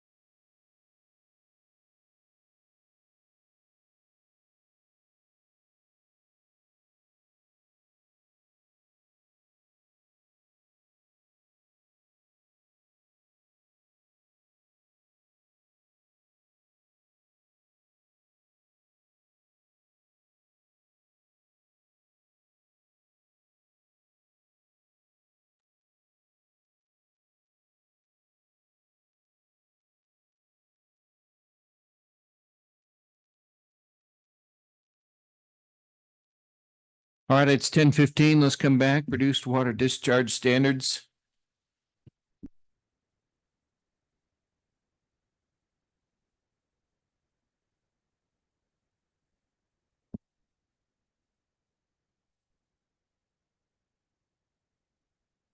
Thank you. Go ahead and identify again, and whoever would like to speak first, please. Mr. Chairman, yes, my name is Alan Edwards. I'm the Deputy Director. I'm just here again subbing in for Director Parfit. Jennifer Zigmund sitting next to me is our expert on these issues. She deals with them all the time. I know just enough to introduce myself, so I'll turn this over to Jennifer to give you the background and DEQ's perspective. Time is yours, Jennifer. Thank you. Thank you, Mr. Chairman. Again, Jennifer Zigmund, Water Quality Administrator for the Wyoming DEQ. Pleased to be here today to talk to you about produced water discharge standards. As Director Kropatch mentioned, discharge of produced water into Wyoming surface waters is a management option of that produced water. Operators who choose to do that do need to get a permit coverage through our WPDES program. That stands for the Wyoming Pollutant Discharge Elimination System. And that is our implementation of the Federal Clean Water Act NPDES program, which we've had primacy for since 1974.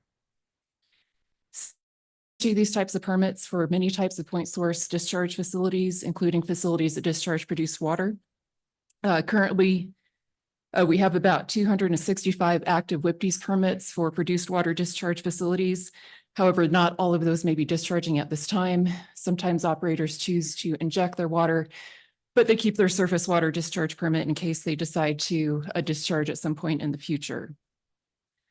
These are individual permits. They do have a 30-day public comment period, and currently we're issuing these permits in about 80 to 90 days.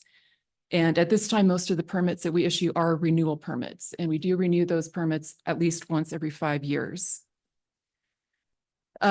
So the key point of these permits is that they include effluent limits to make sure that we're protecting the quality of the surface waters that are receiving the discharge. And those effluent limits are either technology-based or water quality effluent limit-based. And technology-based effluent limits, come from Chapter 2 of our regulations. And these basically represent requirements, quality standards that a facility should be able to meet just by using best available technology. So all oil treater permits in the state at a minimum must meet the following technology-based effluent limits: oil and grease concentration of 10 milligrams per liter, chloride 2,000 milligrams per liter, specific conductance of 7,500 microsiemens per centimeter, and sulfate of 3,000 milligrams per liter. So again, those are the minimum concentrations that an oil treater would need to meet in their discharge, again, just based on using the best available technology. But in addition to those technology-based effluent limits, we also have water quality-based effluent limits, and these are derived from the water quality standards that we established for Wyoming surface waters in Chapter 1 of our rules. So we set these water quality-based effluent limits to protect the designated uses of our surface waters. So if a surface water is protected for fisheries use or drinking water use, we have criteria to protect those uses, and those criteria inform the effluent limits that we have in the permit. Go ahead. So these water quality-based effluent limits, the technology-based effluent limits are standard for all types of facilities, but these water quality-based effluent limits will vary depending on the quality of the produced water and the background quality of the waters receiving the discharge to make sure, again, we are protecting the uses in those water bodies. So an oil treater that discharges to, say, an ephemeral stream will have different water quality-based effluent limits than an oil treater that discharges to a perennial river that we also protect for fisheries and drinking water use. If we have a technology-based effluent limit and a water quality-based effluent limit for the same parameter, the most stringent limit would apply in the permit. And speaking to systems in the Colorado River Basin system, which I think is of interest to this committee, it is important to note that in addition to the technology-based effluent limits and the water quality-based effluent limits that I just mentioned, we do have salinity standards since Wyoming is a member of the Colorado River Basin Salinity Control Forum. The forum is a group of the states in the Colorado River Basin, and they establish salinity standards and criteria to make sure that we're maintaining the salinity levels within the Colorado River main stem. We've adopted those standards and criteria into Wyoming's rules. And therefore, if we issue a surface discharge permit in the Colorado River Basin, they have a 1 ton per day total dissolved solid limit. And that is for each producer for all of the operations in the basin. So that's basically the salinity load that discharges within the Colorado River Basin would need to meet. If an operator can meet a 500 milligrams per liter TDS concentration, then they have what's called a freshwater exemption, and there's no limit to the amount of water that they can discharge within the basin. So again, important thing to keep in mind that if we are permitting discharges in the Colorado River Basin, there are those salinity standards that we have to take into consideration. So for purposes of today's discussion, and by my understanding, interest in potentially treating produced water and discharging into Wyoming surface waters, particularly in the Colorado River system, I think it would be helpful to provide an example of what one of those permits would look like. In 2006, we issued a WIPDES permit to anticline disposal for the Jensen disposal facility. And I think this provides a good example of what that permit looked like and what other permits in the basin might look like as well. In this case, the operator treated the produced water and discharged it to the New Fork River, which is a Class 2 river, meaning it's protected for drinking water and fisheries use. That facility is no longer in operation. The permit has expired, but again, I think it's a good example. And understanding that each facility, again, we'd have to evaluate on a case-by-case basis, depending on what the quality of the produced water is, the receiving streams receiving the water and what their standards are. Again, I'll go through the effluent limits for this facility just as an example. So in that permit, we had the technology-based effluent limits that I mentioned of oil and grease at 10 milligrams per liter, specific conductants at 7,500 microsiemens per centimeter, and sulfate at 3,000 milligrams per liter. In addition, it had 2 water quality-based effluent limits. The pH needed to remain between 6.5 and 9.0. And it had a chloride limit of 230 milligrams per liter to protect aquatic life. And then finally, again, in accordance with the Colorado Salinity Control Forum, it had the freshwater exemption TDS concentration of 500 milligrams per liter. In addition, that permit and most permits would include some kind of a whole effluent toxicity testing. And this is just a measure that we incorporate into some permits to make sure that there's not toxic materials in the discharge that would affect aquatic life in the receiving streams. Treated water under that facility, again, was discharged to the New Fork River and one of its tributaries. The reject and brine water were disposed of separately. That's outside the scope of our discharge permits. My understanding is that's typically done through reinjection. And in terms of discharge volumes, that facility was permitted for up to 0.63 million gallons per day. Looking at the reports, it averaged about 0.4 million gallons per day between 2007 and 2019 before it ceased operations.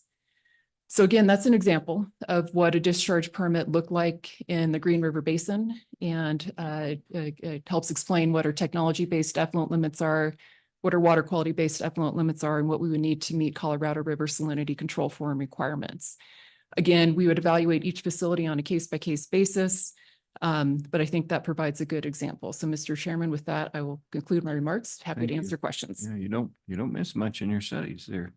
Let's, Mr. Co-Chair. And then, thanks, Senator here. Okay. Thank you, Mr. Chairman. So a question, kind of a specific question. A number of wells, including ones up in the Jonah area, they inject methanol in the winter to stop freezing of the wellhead. Do you also take that into consideration on these discharge permits? I don't think we'd want to be dumping much in the way of methanol into a river. And that's the first part. Second part is, do you do many of these permits? And frankly, is it really a good idea to do discharge into like the New Fork River or the others? Jennifer, thank you. That was 2 parts with the second one having a question. Go ahead. Mr. Chairman, to answer the first question, chemicals that are used as part of the drilling and the production, would not be allowed to discharge. And if they did cause some levels of constituents in the discharge that would be problematic for water quality, then yes, we would put some kind of effluent limit in the permit to make sure that it's not going to have an adverse effect on our streams. In terms of whether discharge is good, I would say it's an option, and it has worked for many oil and gas facilities throughout the state. And again, we have facilities that discharge to perennial waters. We have facilities that discharge to ephemeral waters. And again, it just depends on the quality of the produced water and what standards we need to protect our streams to, whether it's a feasible option in those locations. As Director Kropatch mentioned, the quality of the produced water can vary by basin across the state. So again, it's kind of a case-by-case determination on whether it's a feasible option. But again, we do have 265 permits issued to oil and gas facilities, and we have done so since the late 1970s. So it is a feasible disposal, produced management, water management option. No follow-up. Senator, you had a question? Thank you, Mr. Chairman. Jennifer, can you speak just briefly of the salinity that's allowed for the top end of what you would still consider potable water? And then what's acceptable for livestock use? And would you say that it's, as far as beneficial use, I think about some of these discharges up in the Bighorn Basin and think, if it wasn't for these discharges, there'd be no livestock water, there'd be no, wildlife water, and a lot of that more arid land would be, less accessible for that. Would you speak to that, please? Jennifer? Yeah, thank you for the question, Mr. Chairman. So yeah, we don't have a specific livestock salinity standard. Generally, the technology-based effluent limits would encompass using that water's beneficial use for livestock and wildlife. For surface water discharge, we do have to show that that water is being put to beneficial use for livestock or wildlife. Generally, that's done through an indication from the landowner that they want to use the water, or through the Game and Fish that it would be beneficial to livestock. So we don't have a specific salinity standard. And in terms of drinking water standards, or for drinking water use, that's where we have various water quality criteria to make sure that it's protecting the drinking water use. But keep in mind that the in-stream standards for drinking water don't mean that you can drink directly from the river, meaning there's still some level of treatment to make that water potable for a municipality or for an individual property owner. Thank you. Any follow-up? Thank you, Mr. Chairman. Can these waters be blended? For example, can you, if you have something that's borderline, can you blend it with fresh and still discharge it? Go ahead. Mr. Chairman, yes. So if there was some water blending, we would take that into consideration when we're reviewing the application to make sure we're understanding both water sources. And then the permit would have some kind of mechanism to make sure that, you know, there is some commitment to that water blending so that the quality of the effluent doesn't change. But yes, that is an option with the surface water discharge permits. Good. Committee, further questions? Hearing none, Jennifer or Mr. Chairman, if I may just make one final personal observation. As you've seen from Jennifer's presentation, she has a good handle on these and the other issues. So I'd just like to pass along that we feel we're very fortunate to have her on our team because of the expertise and the background she brings to the table for us. I think you find full agreement with this committee. Every presentation she's ever made has been in detail. Thank you. Thank you, Mr. Chairman. Appreciate it. Okay, thank you, folks. We're at 10:30, which takes us into mining and industrial topics. I would note for the record that Brian has sent us produced water statutes for your reference on your email if you need that. Okay, mineral industrial topics. Mr. D-Tai, and you're by yourself? Right behind you and to your side. Wasn't a snake. Yeah, that's right. Okay, we'll get your perception going there, Mr. D-Tai. Okay, either one of you would like to speak first and then identify for the full record. Good morning, Mr. Chairman, members of the committee. I'm Travis D-Tai, I'm the Executive Director of the Wyoming Mining Association. And always pleased to come before the committee. Especially, I love it when you hold a meeting in my hometown and I get to come home and visit my old haunts. I literally grew up a block away from here across the street. And the last time you met at the here in this room, I mentioned to you, you could see my old house from the front of this building. And the university bought it when my parents moved. And the university, they were really bad at keeping the grass trimmed and the bushes trimmed.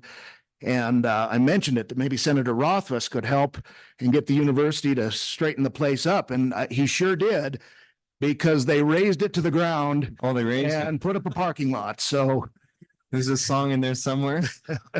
But I also thought you were leading up to Professor Rothfuss doing the trimming of the bushes. So. yeah, well, that would have been helpful, but they trimmed the bushes and a whole heck of a lot more. So my old family home is gone now, and it's heartbreaking. But sorry about that. So I really appreciate the opportunity to visit with you a little bit, about some of these. What we're asking for today is the committee to consider a little tax relief for the industry. And I know that when you were up in Gillette at your meeting, you got to visit with some of the coal operators, and I think you heard from them, pretty forthwith that we get a lot of support from the legislature, and the legislature always asks, where can we help? Where can we help? Because these are tough times. Not only for the coal industry, but for the mining industry in general. It's things are difficult. Market conditions are tough. But one of the things that I will come for you is where you can help us is with a little tax relief. And so I present the concept to you today of a little thing. I sent out in the materials this draft bill from West Virginia, which is a little, they called it a little incentive bill, an investment bill. And what it really is, when you look at it, is a legislative hobo stew of a bunch of concepts looped in basically to have, tax credits on a West Virginia underground coal mine. And that was not my intent. I want to assure the committee to do something to mirror this. Out of this hobo stew, I think what the industry has asked is to pick a couple of succulent morsels and develop a little good Wyoming-style bill to give not only our coal operators, but our mining industry in general a little tax relief in the form of a tax credit on their severance tax.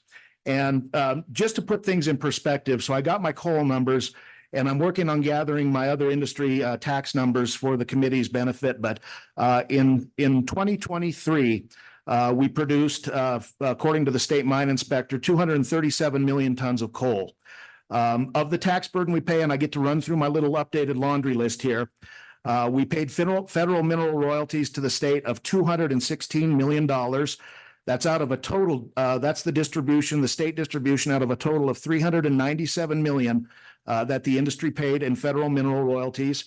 We paid $185.8 million in severance tax, $167 million in ad valorem taxes on production, $25.1 million on state rents and royalties. And that's an estimate. We don't have this year's number yet. We'll get that accurate number when the fiscal year ends. That's last year's number, but it should be similar. In abandoned mine land fees, $25.2 million, sales and use taxes, $19 million, ad valorem on property, $16 million, for a total to state and local governments of about $654 million in 2023. And that number is not including the federal share of the federal mineral royalties. We also paid an estimated $130 million in black lung fees, almost all of which goes out of the state because the state really doesn't have a significant black lung issue, but our operators are covering the cost for that. So the tax burden on the coal industry in particular is very, very high, and it's very, very burdensome. And so that's why we come to you today. Again, there was a lot to unpack in this bill, but I think, what we're doing here and what we're asking for is a simple proposal to provide a little tax relief and an incentive to qualified Wyoming miners for investing in their state operations.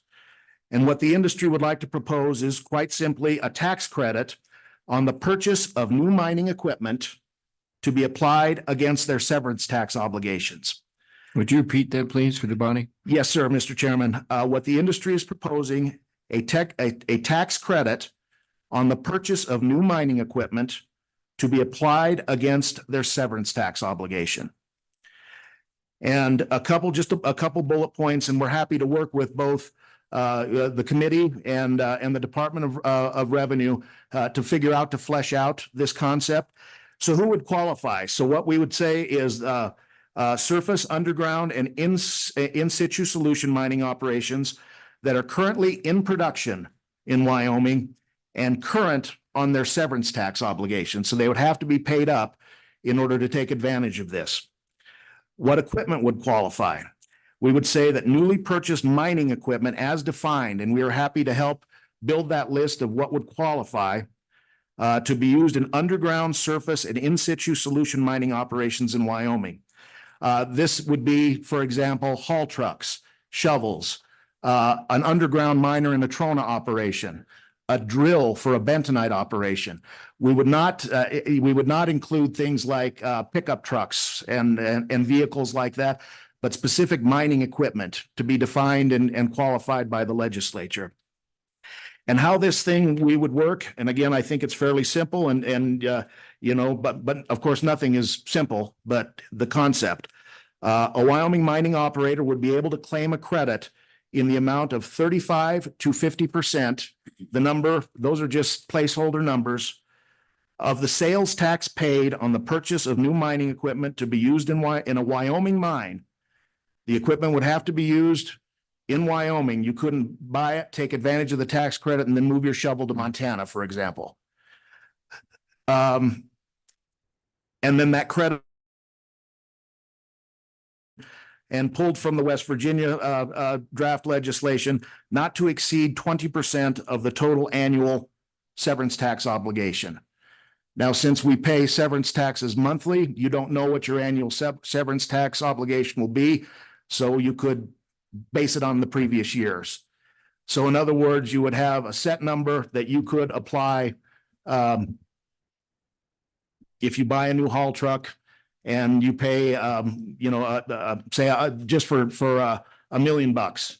Your sales tax on that would be $500,000. You take 50% of that, apply it to your severance tax obligation, but you could not exceed 20% of your total severance tax obligation of the previous year. I think that it is difficult, I think, to come up with a fiscal note on this, but we're happy to give it a shot, because this is something that, industry is not buying new equipment every year. And so it would be, targeted towards, those new purchases where you simply have to say, well, we need a couple more haul trucks, which we do have a company that is purchasing 2 new haul trucks for this year, but they won't be doing that every year.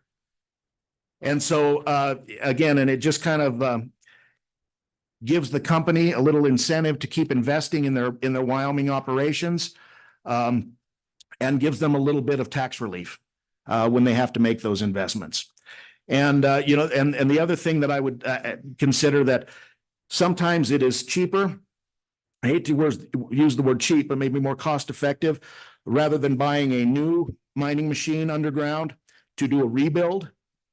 And I would ask that maybe the committee, should they decide to move forward on this with legislation, include a rebuild, where you could take the total cost of the rebuild, calculate the equivalent of what it would be of the sales tax, and then use that 50 to 35 to 50% to apply towards a credit. And finally, one other little nugget that was in this West Virginia legislation that the committee may consider is road relocation projects. Currently, we have 2 coal operators doing road relocation projects in the Powder River Basin. Those are being funded. I want to say they're roughly $20 million projects, with $10 million coming from the governor's matching funds, $5 million from the county, and $5 million to the company. Well, that $5 million to the company, consider using a formula to get a little credit on the money that they're investing to move that road, not only so that they can access the coal, but by being able to access the coal, they're able to continue to produce and to generate that tax revenue that then goes into the governor's matching funds and then comes back to projects like this. So you're getting double dipped anyways. So that is the proposal that I would pitch for the committee's consideration. A second proposal that I would like to ask for, and you can knock me down if you want. But currently the severance tax rate for coal is 6.5%. Our major competitor, natural gas and oil, natural gas being our main competitor, is at 6%. I would ask that the committee take into consideration maybe bringing us in line with and having some parity on that. And with that, then I will turn it over to my colleague, Mrs. Levin, to discuss. Two things before you do that. Yep. Yes, Mr. Chairman. You're asking for parity. What kind of parity? What's your number? As the governor says, when I negotiate with him on the budget, what's your number? Natural gas and oil are at 6% and coal is at 6.5%.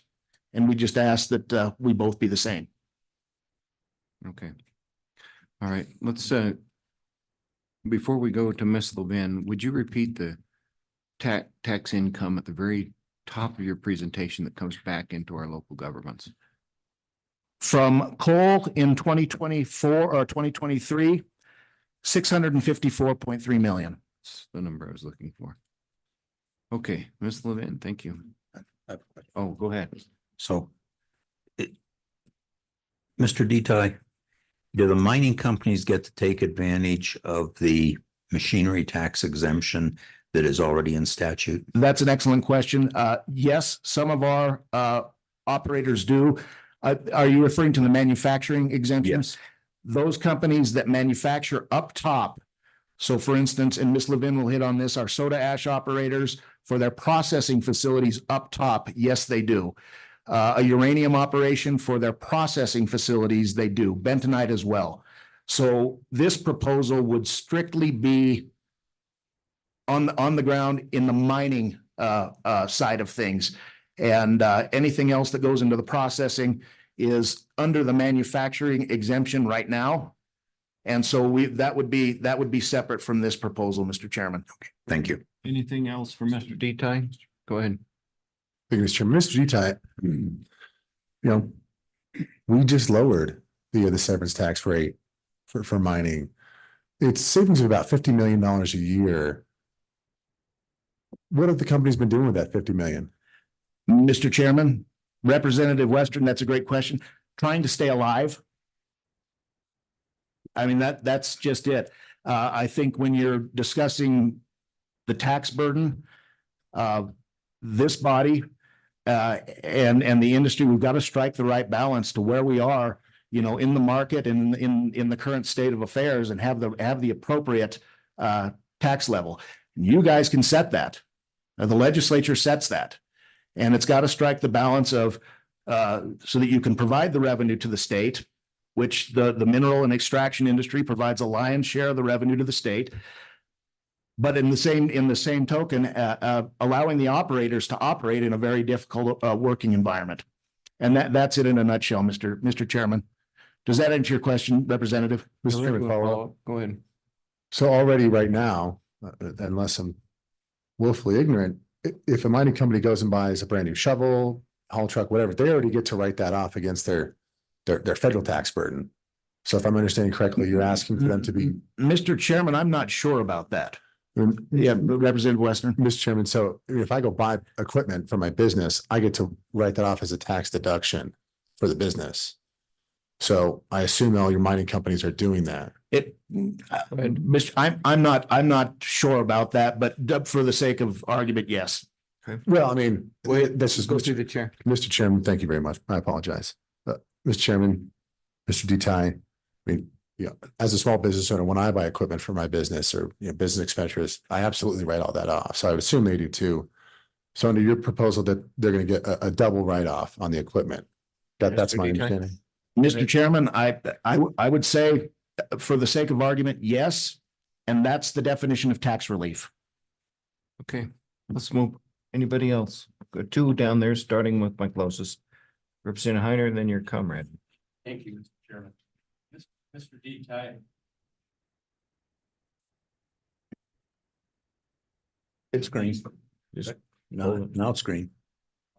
Mr. Chairman, I can hear you. Well, speak loud while we get tech support at lunchtime. Or neighbors, Mike. Oh, it needs battery. Thank you, Mr. Chairman. I'm sure as you were putting this proposal down for severance tax relief, that you did some numbers in the back of an envelope or a napkin or something.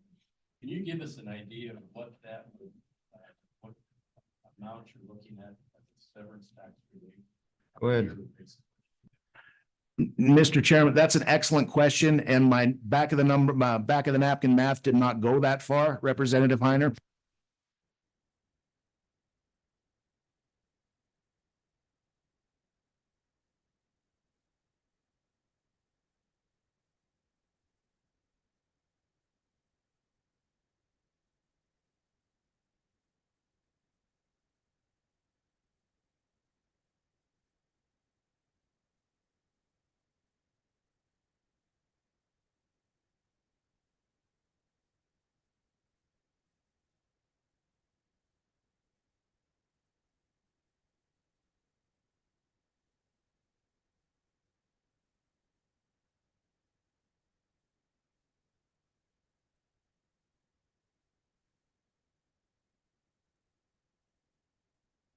Go ahead and use one with a green mic. There we go. Hey, I have a green light. Thank you very much. Whatever you did, Mr. Chairman, thank you very much. So, Mr. Detai, I'm having a hard time following your example there. $1 million, and you're saying the sales tax is 500,000? 5%. Of a 5% of a. Okay, all right, thank you very much. It was just a zero in the wrong place. Okay. That's right. Yeah, we got two on, let's start left of Representative Heiner. He had his hand up and then go back to you, Representative Holly. Go ahead. I did. Okay. Thank you, Mr. Chairman. Mr. Detai, so do you have the actual figure for that last severance tax reduction, what that equated to? Go ahead. I don't off the top of my head, Yeah, we're losing. Hit your mic again one more time. There we go. Repeat your answer to him. Mr. Chairman, I don't have that off the top of my head, but I can get that to you really quick. Thank you. Good. Go follow up. Follow up. Thank you, Mr. Chairman. So in a matter of making things simple, that reduction, thanks to Representative Hallinan's persistent effort, went through. Wouldn't it be simpler to just take another bite at that apple and do a severance tax reduction to make the playing field, as you said, equal to gas? Go ahead. Mr. Chairman, Representative Knapp, yes. You think? Okay, Representative Lawley. A follow-up, Mr. Chairman? Yes, but we'd like to see them both. We'd like to see some significant relief. And the proposal here that we're proposing with the sales tax credit would be for all industries too. All industries would benefit from that. Okay, Representative Lawley, you've been patiently waiting. Thank you, Mr. Chairman, Mr. Detai. I just want to make sure I understand. Are you proposing, proposing all of this relief or an either or, either a tax credit approach or a reduction of severance tax approach? What's your position? Mr. Detai. Mr. Chairman, Representative Lawley, my membership has directed me to ask for the whole shebang. Okay. To ask for both. You're not being shy. Representative Lawley, you have any follow-up? Anybody on this room? Okay. I do. Oh, Senator, go ahead. Thank you, Mr. Chairman. So along those lines, would sales tax relief, that's something you hadn't asked for, but you just mentioned like 5%, 4%, 6% on purchasing of equipment. Would that be something you'd want to include it in the suite of bills? Detai. Mr. Chairman, I'm not sure I understand the question. Are you Senator Ellis, are you asking for lowering the sales tax rate? That in the mix. Go ahead, Senator. Mr. Chairman, as you know, in our sales tax code, there are a number of exemptions on like medical device equipment and other things. So, I mean, I'm just asking if that's something your membership contemplated that would provide tax equipment in there. Mr. Chairman, we did not contemplate that because we realized that the state is still very reliant on the revenue generated from the coal industry. That would be a pretty spicy meatball, I think, but we would certainly Your summary is correct, sir. that would be something we would certainly support. Okay, thank you. Now you've created an idea, Senator, so. All right, let's do this. Director Henson, this involves your world. Oh, did we cut you off? Yes. Go ahead, Director Henson. Sit it. No, you come up, sit down. We got sidetracked. Go ahead. That's okay, Mr. Chairman. Thank you. Jody Levin here today on behalf of the Trona industry. It's a nice segue as you're talking about sales tax over to the topic that I am here to discuss with you today. The Mining Association and the Trona industry specifically requested an interim topic with this committee on extending the manufacturing sales tax exemption. That's the exemption found under 39-15-105A8O. So this exemption has existed for a number of years. I know Director Henson and her team put together numerous materials in that regard. So I won't go through those. The current exemption is set to expire December 31st of 2027. So we wanted to get well ahead of that date and bring this topic before you to request that exemption be extended again. So for the soda ash industry, so the processing side of the industry, what this means to the operators each is somewhere between $1 to $2 million annually. Well, what they do with that money, they reinvest it into their operations to ensure that they remain cutting edge, state of the art. Some of those operations are 75 years old. So it's incredibly important that they do everything they can to extend the life of those plants. Where this exemption becomes incredibly important is in the expansion discussion. So the facility that you all toured last year with Genesis Alkali, their Granger facility, that's the most significant expansion the industry has seen in 24 years. And in talking with the management team at Genesis, it took them 7 years to convince their leadership and investors to do that expansion. And the sales tax exemption for manufacturing helped push that over the edge. So what did that mean? It's about $10 million to that facility. They believe that the state will recoup that in about 2 years with the additional property taxes and severance taxes that operation pays. And that operation employs 120 direct employees. And as many of you know, as I've testified a number of times, the industry pays incredible wages. The average starting salary in the Trona industry is $100,000. So 120 direct, jobs in Southwest Wyoming is significant. So the simple ask is for the committee to extend the exemption once again. We do have, of course, the other in situ greenfield projects that are not yet up in operation, but I can tell you that in their calculations of pitching this to investors, the existence of the exemption was included in their financial analysis. Thank you. Would you review your original request on that cut for the committee, just so they got it in their mind? What? Yes, Mr. Chairman. Once again, we would like to see the current exemption under 39-15-105A8O extended. It currently expires December 31st of 2027.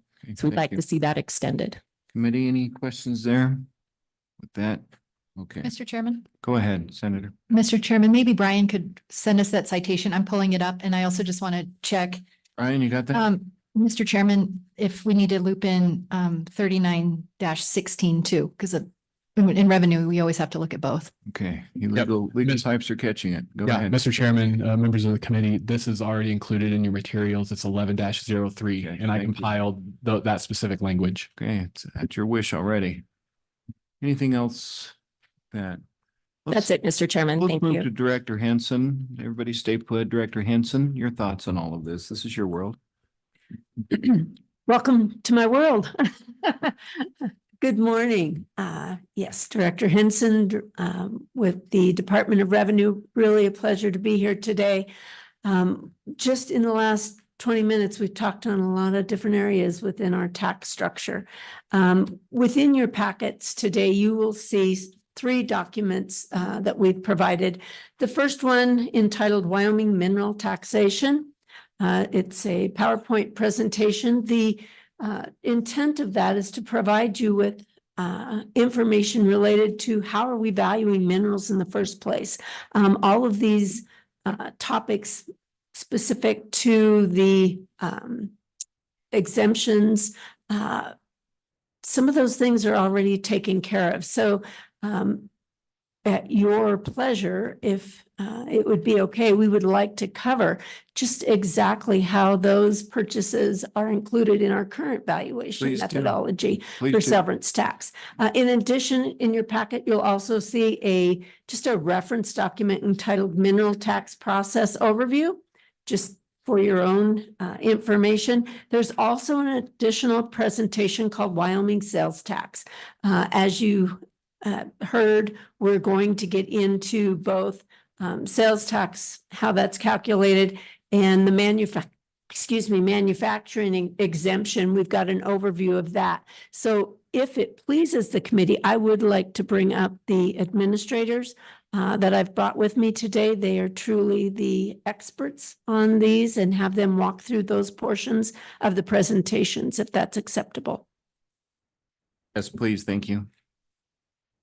No, well, Mr. Chairman, could I just answer Representative Knapp's question regarding the last severance tax? yeah. And I apologize. I was multitasking for a minute. I don't want you two to run away. Did we request someone else to come up? One person? Because we're gonna have some exchanges here in just a moment.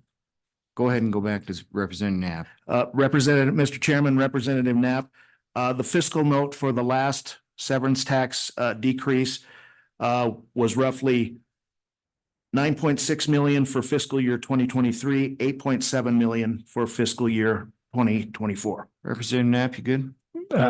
Follow up to that. Yeah. Mr. Dita, isn't it true that most of that money went towards up-ramping of production at the time and things that had been put off maintenance wise?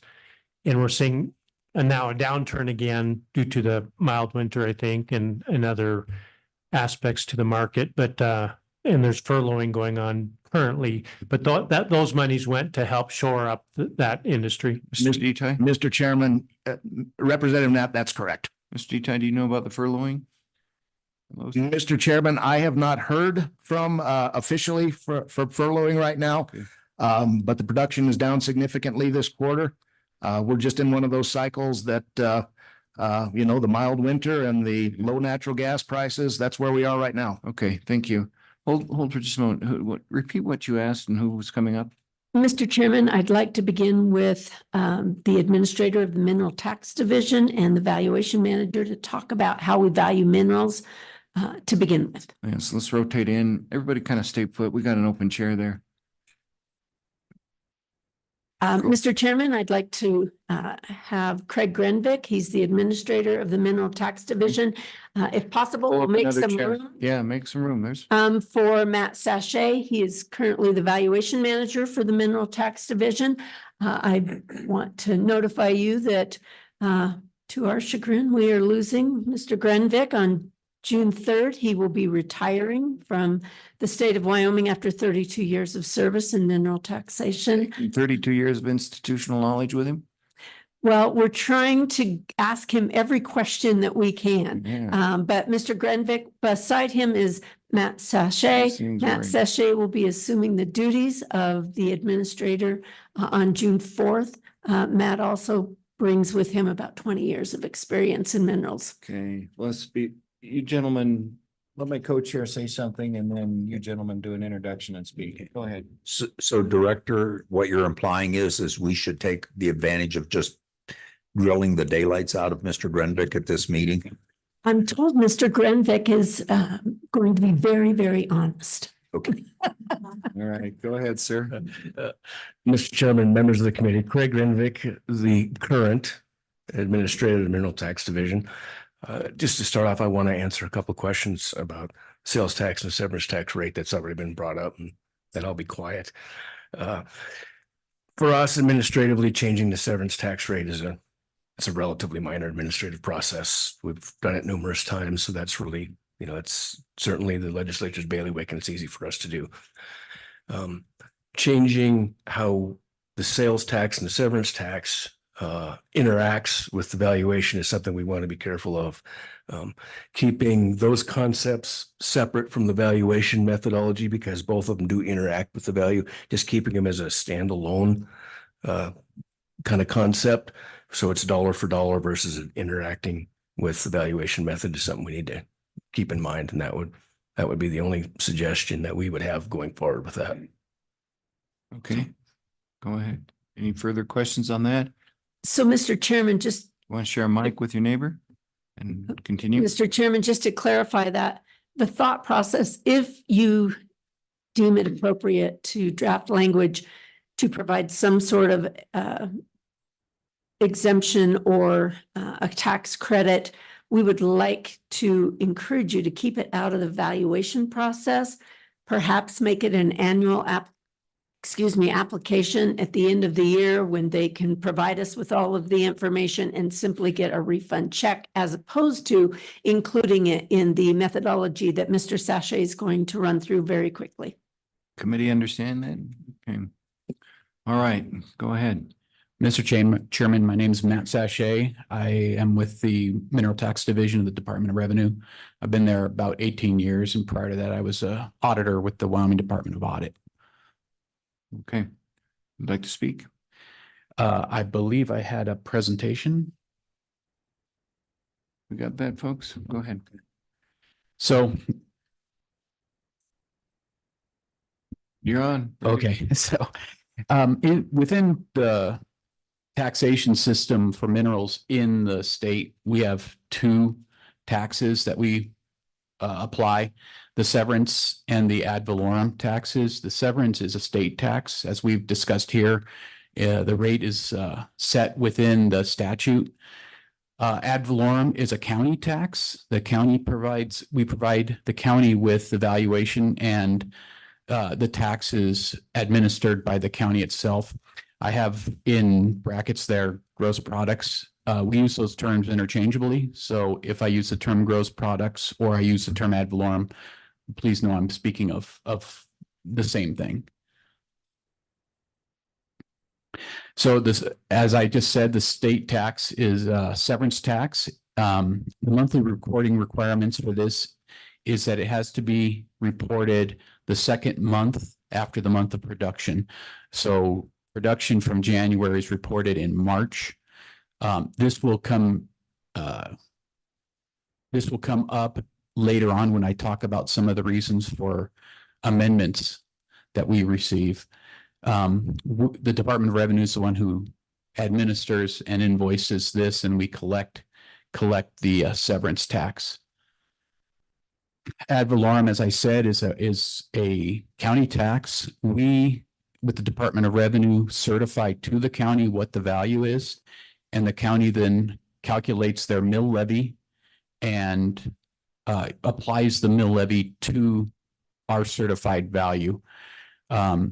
This is a yearly tax, although recently we have become calculating a estimate. The ad valorem estimate, we calculate that the month following the month we calculate the severance tax. So we get an estimate to the counties each month, and then at the end of the year, that gets balanced out with the actual numbers. Continue on. So this is our timeline. The mineral taxes are incurred when they are severed from the ground. So they are severed from the ground, and then 2 months later, they're required to be reported to us. We run our severance calculations, and then we invoice off those severance calculations. In the meantime, we create an estimated ad valorem that goes out 1 month later. Once again, the end of the year is the actual ad valorem, where we balance out everything. From that point, there are 3 years in which the taxpayer may amend their taxes. So, and they do a lot. So in those 3 years, we receive various amendments. We also do internally, we do various analyses of what's been reported. And we notify taxpayers of issues that may have been brought up. Following the 3 years, prior to the 3 years, and then 6 months following that, they can be engaged by the Department of Audit to audit their actual numbers. The Department of Revenue, naturally, we can't dig into the actual nuts and bolts of it. We can't really look into the invoices and the general ledgers. So that's really the Department of Audit's purview, is to go in and make sure that the invoices are matching what was reported, the expenses are matching what's in the general ledger. Royalties are recalculated because royalties are exempt in our calculation. And so the Department of Audit goes in there and does that calculation. They then provide us with the findings of that, which we then assess based on whatever their findings were, be them additional taxes or a credit. Audit completion the audit has 2 years to be completed. That's the audit completion period. So from the point of severance to the point of being completed with an audit can be up to 5 years, based on whether the company or the property gets audited. And then naturally, the taxpayer has a right to appeal any final administrative decision that they feel they need to. And that can take many years after that. I've seen them get done in a very short period of time, less than a year, and I've seen them go up to 10 years by the time things get settled through the Supreme Court. And please, if you have any questions at all, ask them. Let's do this, because in a moment, I'm going to ask Director Henson if we can squeeze out some of her time and give it to this group right here. And you go ahead and finish, and then we'll ask for questions. Are you done completely? No, there's quite a bit left. Pick up the pace a little bit there. Okay. Make sure we get the mailer on this, though. Assessments can be appealed within 30 days of our assessment. So that's what starts the litigation process. The issues that we see when we do this almost always come down to 2 things: sales value and point of valuation. The point of valuation is the point in the process in which the mineral is valued for severance tax and ad valorem purposes. With coal, that would be, for example, the top of the ramp where it leaves the pit. And for oil and gas, it's the dehydrator. Questions concerning the point of valuation play a big role in our litigation and our valuation. You can see on the slides, I will pass over this, but for your information, each point of valuation has been identified in the slide.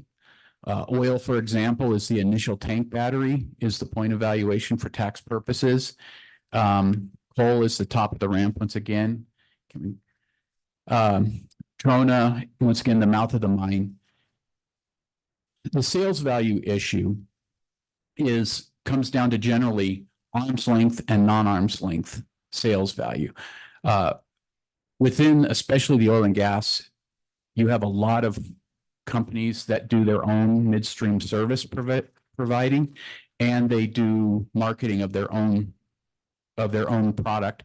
So therefore, questions arising about whether that's an arm's length, whether that's non-arm's length, and at the end of the day, whether that reaches fair market value, all enter into both the reporting and the litigation that we have had. This is just a picture kind of identifying. We did come up with a question, Co-Chair. I apologize. That's fine. Thank you, Mr. Chairman. Mr. Seshay, would you, for everyone here, define what you mean by arm's length, non-arm's length for this purpose? Sir. Mr. Chairman, an arm's length transaction is between two non-affiliated companies with opposing economic interests. And a non-arm's length can be between a subsidiary or a company that is operating under a specific duress or need to enter into a contract. Thank you. This one is shows the point of valuation issue. I picked the coal because it's kind of easier to see. As you can see, the coal seam, the bottom of the pit, that's all part of the production process. Mouth of the mine, that's the point of valuation. And everything after that is considered value added and therefore is exempt from taxation. It's removed from the sales value. Okay. Now to get to the structural causes of the amendments, which is, I think, was the point. First of all, it's a self-reporting system, just like income tax. You report to the government and the government takes it and calculates it. The self-reporting system, as of 2022, there were 477 taxpayers and there were 25,700 mineral groups. A mineral group is a well or a combination of wells on the same property, and they use that in which to report to the department. Because of the limited amount of time between when they're required to report and when we're required to certify, we can't really look at it at the beginning in depth as we'd like, and therefore that raises issues with amendments. Amendments have to come in after that.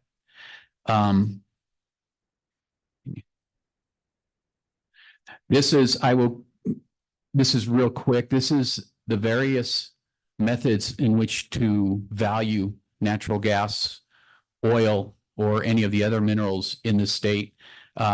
Net back comparable value, comparable sales, proportionate profits, and the modified net back method are used commonly.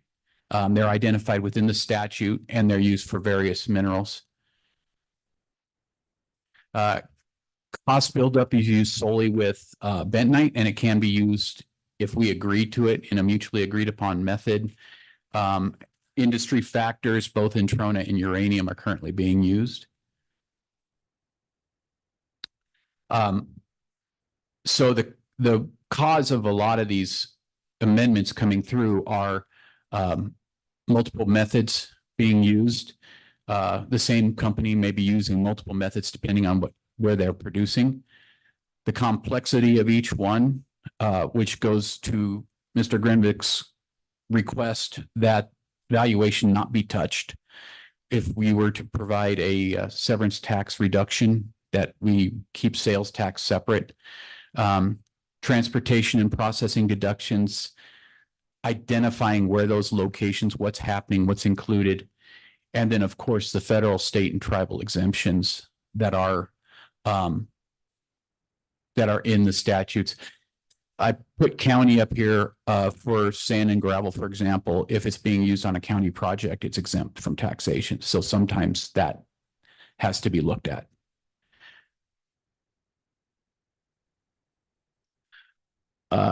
These are just some of the comparisons we do at the beginning. We compare with what's been reported to the Oil and Gas Conservation Commission. The state of Wyoming is one of the few states that allows for take-in-kind reporting. Take-in-kind is a situation in which one of the working interest owners prefers to take their gas in kind and market it themselves, as opposed to having the operator market it and then give them a check. We allow for take-in-kind reporting.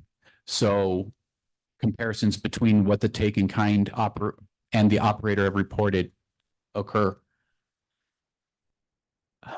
Severance gas, severance and gross products comparison. That's basically what have they reported to us for severance purposes, what have they reported to us for ad valorem purposes.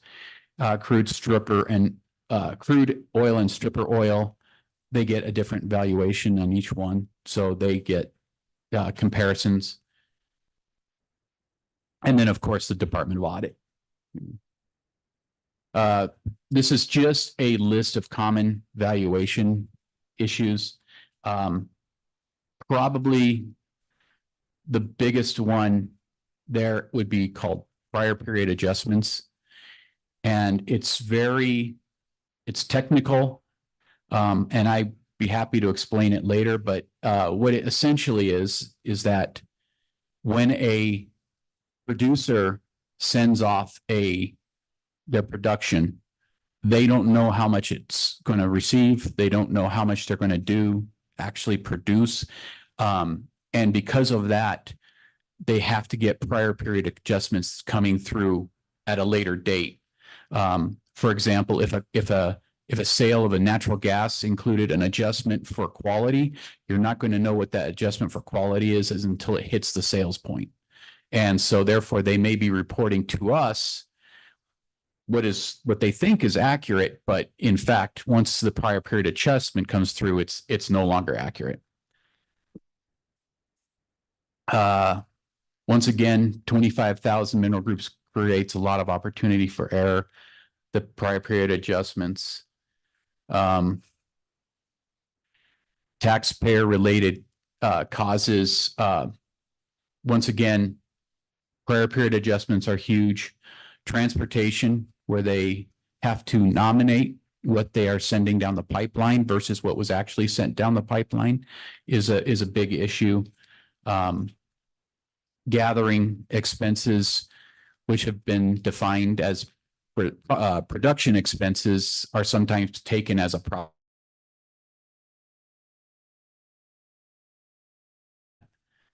Yeah. And I guess that's it. Okay. So, Thank you. Mr. Chairman, what- we what- were asked to provide an overview of the mineral valuation process. And the reason for that is to basically identify the complexity of valuing minerals in our state and the time periods. And that simply because a mineral is severed in January, 2 months later, when the statute requires the producers to report to the Department of Revenue, not all of the information is available, and sometimes that takes years. So again, just as you consider any changes, or whether it's a tax credit and we bring in these processing costs, it's just important that we keep all of those thought processes outside of the valuation process, and that if there is some sort of a refund that is granted for the sales tax that is paid on a piece of equipment, that we make sure that we recognize that that's a totally separate process than the valuation of the mineral that was severed. And perhaps we need to approach it as such. Complicated. You have a question? Oh, Representative Lawley. Thank you, Mr. Chairman. Mr. Sachet, thank you so much for being here, and your memo was very helpful to somewhat understand this very complex process. I just want to drill down for a minute on the ad valorem process. Because again, I think at the state level is where you gather the information, you make the decisions and give that information to the counties. And then it's the counties then that collect that revenue. You do collect it and send it to them? Go ahead. First of all, thank you. Mr. Chairman, Representative Lawley, starting 2 years ago, we started doing an estimated ad valorem tax based on the severance tax information that's reported. We then use that severance tax number to apply the mill levy from the prior year to give an estimated tax amount. And we send out an invoice to the companies, and this is all minerals. And then they have 30 days to pay that amount. We then transmit that money to the local county treasurers, and they actually distribute those monies, those tax dollars, to all the taxing entities. But the budget process for property tax has not changed. So even though you've got that estimated amount that's been distributed, the taxing entities have those. For example, for 2023 production, we are in the process of certifying values to local county assessors for the 2024 tax year.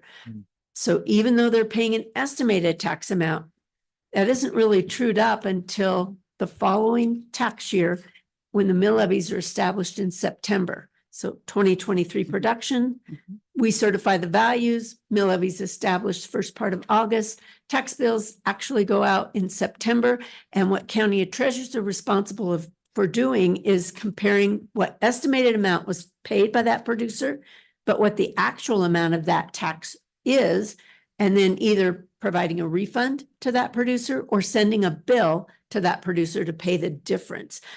So that has been a significant change, and it was definitely a partnership between the industry and the state in order to implement that new structure. I Representative hope that Rowley, good? helps. Follow-up, just one follow-up. Yep. Thank you, Director Henson. That was actually kind of what I was trying to understand is how that process worked. But how does that affect the counties in terms of when that money's distributed and then if later it has to be refunded? So they have to go back to the different entities they distributed to in that county and then get the money back from them. So each of those entities are holding some kind of reserve. I'm trying to understand how that works. Director? Mr. Chairman and Representative Lawley, that can happen, absolutely. If we issue a notice of valuation change for one of the many purposes that Mr. Sachet mentioned, then that is a situation where county treasurers have to get that money back from those taxing entities in order to refund. Of course, sometimes the changes are positive and there's additional funds that go to the taxing entities. But it has been a challenge over the last couple of years because the cash flow is coming in, budgets haven't been set, they're using those monies. You may recall to implement the monthly ad valorem, we actually had a period where we deferred the taxes. So we had the second part of 2021 production and all of, second part of 2020 production and all of 21 production that would have been 21 taxes, 22 taxes, that the legislature opted to allow the producer to pay their taxes over a 13-year period so that they could start paying their current production taxes immediately. And interestingly enough, and I know the county commissioners have that information, but the majority of the deferred taxes have already come in. They've already been paid. Those producers opted not to defer. I believe Mr. Dekai could speak to that. Of those mineral producers, the solid mineral industry has been more apt to go ahead and do the deferral. But that was another piece of that ad valorem. And now you know why Mr. Grenvik decided it was time to retire, because that was a significant lift on the mineral tax division to implement the monthly ad valorem. Okay. One final follow-up. I promise final. Do you see that system at the county level working well, or is there something we can do? It's been brought up to me by one of the county treasurer that would there be some way that they could hold those funds for or some portion of them back to deal with these fluctuations based on the process and the timeline that was presented? I mean, do you feel like there's some way that we could make that more workable at the county level? Mr. Chairman, Representative Lawley, that is applicable to all taxes. We have not only the situation where we have notice of valuation changes in the mineral tax area, but we also have sometimes significant refunds in the sales tax arena. And so I think that, perhaps a further discussion related to that.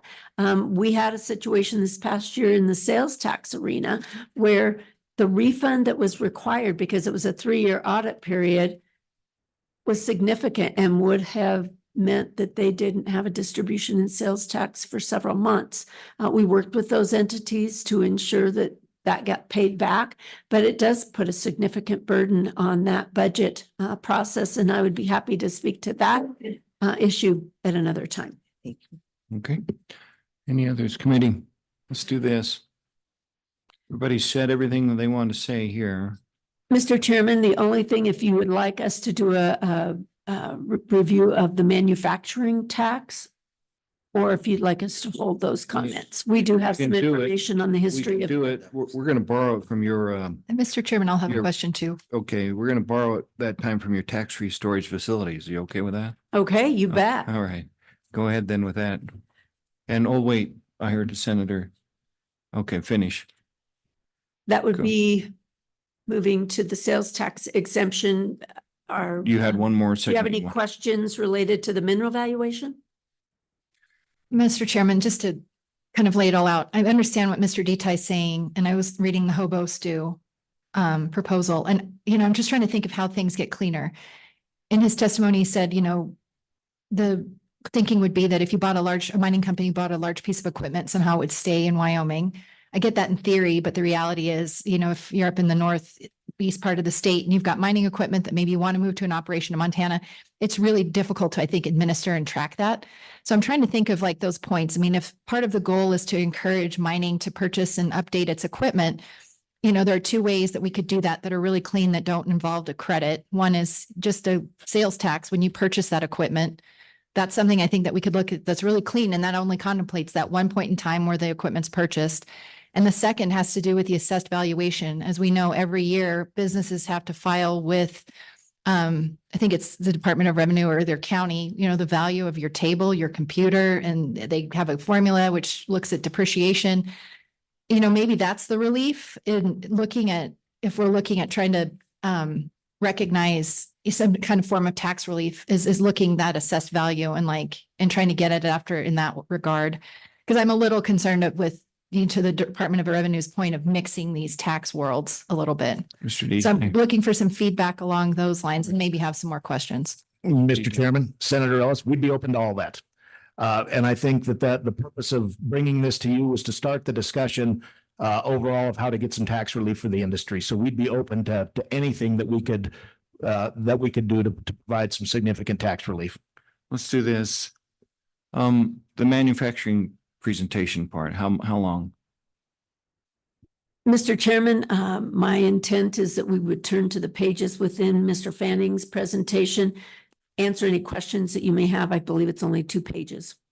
Let's go ahead. Let's jump into that now. And then before we go to lunch, we're going to decide what we're going to do with your request. And Mr. Chairman, while Mr. Oh, Fanning yeah, hold it. joins. Before Mr. Grenvig, when do you officially leave? Mr. Chairman, my last working day is June 3rd. Okay, so you're moving right in there. Well, on behalf of this committee, we thank you for how many years? 30 what? 32. 32 years. On behalf of this committee in the state, we say thank you. Thank you. Okay, thanks. Appreciate it. Okay, Mr. Fanning will join us. The other piece of the personal property discussion, Revenue Committee has that as an interim topic. I believe it will be discussed at the meeting, the 28th and 29th in Casper. We're looking at providing an overview of the current valuation methodology for valuing personal property and just the subject in general. I believe that there is some interest in exemptions related to personal property. So I know that is already on the interim Revenue Committee's Part of the plate. task. So go ahead, sir. Identify yourself. Thank you, Mr. Chairman, members of the committee. My name is Brett Fanning. I'm the Excise Tax Administrator at the Wyoming Department of Revenue. And so with that, Mr. Chairman, I know time is of the essence, so I will just go off. You were provided previously before this meeting, copy of my presentation. And so if I could, I'd just like to highlight some of those points because I know that we've got time constraints here, if that pleases the committee. Please go ahead. Thank you, Mr. Chairman. So yes, we do have a manufacturing sales tax exemption in our statutes. And this is also an exemption that was recently updated by last year's legislative body. There were a couple changes. We worked with the Joint Revenue Committee on updating these changes to streamline that process. And so that is a part of it. Outside of streamlining that process for the manufacturing exemption, it did not look at the sunset date. That was not part of that discussion. But as has been discussed before, this one does have a sunset that's coming up in a couple of years. That said, to my knowledge, this is, as of July 1, 2024, the only sales tax exemption that we have on the books that actually has a sunset. So it is important to note, just something, I don't know if that's up for further discussion, but it is one where there is a sunset. It is a thought process, going back years, where trying to quantify the amount of sales tax that was foregone based on that exemption. And the manufacturing exemption was not specifically the only one that was trying to be tracked, trying to quantify the amount of revenue lost. As part of the same legislation last year, though, that reporting requirement was taken out of the Department of Revenue. Every year we had to report to the Joint Revenue Committee, hey, how much were a couple of these exemptions? I don't want to say costing the state of Wyoming because that's not the right language, but the tax foregone. This requirement was repealed because the Department of Revenue couldn't provide good figures to the legislature on how much was actually foregone. One of the quirks, there's a couple quirks in that thought process, was the Department of Revenue probably has the best list of manufacturers, but it's not complete. And so each year, my staff would diligently send out reports to the industry, and it's not just in the mineral industry. We have manufacturers throughout a variety of sectors in Wyoming, but our response rates were so low, and we couldn't provide accurate figures to this legislative body. So in essence, those are kind of the updates that have happened over the past few years. But we do have a manufacturing exemption. When we did try to survey those figures, we did have numbers for you, but we knew they weren't accurate. And so with that, Mr. Chairman, again, time is of the essence. If you have any follow-up questions for that, we'd be happy to sit for those. Go ahead, Co-Chair. So, Mr. Fanning, thank you very much for that. So my understanding of what was House Bill 197 and Enrolled Act 38 from the last session, that the requirement for that manufacturing tax exemption to fall within certain NACE codes went away. Am I correct? Go ahead. Mr. Chairman, Representative Booker. Yes, sir. Correct. So follow up. Thank you, Mr. Chairman. And I have with your indulgence, I think just keep going then. Questions. Yeah, okay. let's just have you repetitively ask. So we're going to leave the chair for a minute and let you two exchange for just a moment for speed. Okay. Thank you, Mr. Chairman.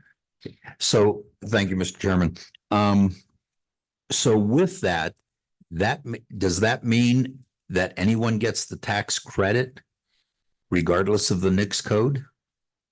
Or the tax exemption? I'm sorry, I used the wrong terminology. The exemption regardless of the NICS code? Representative Burkhart.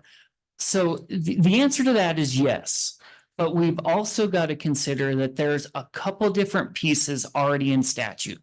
So we do outline what manufacturing is in our statute, and it's very narrowly defined. And then we also have a term in statute directly and predominantly in manufacturing as well. And then we also have a definition of kind of what this machinery is.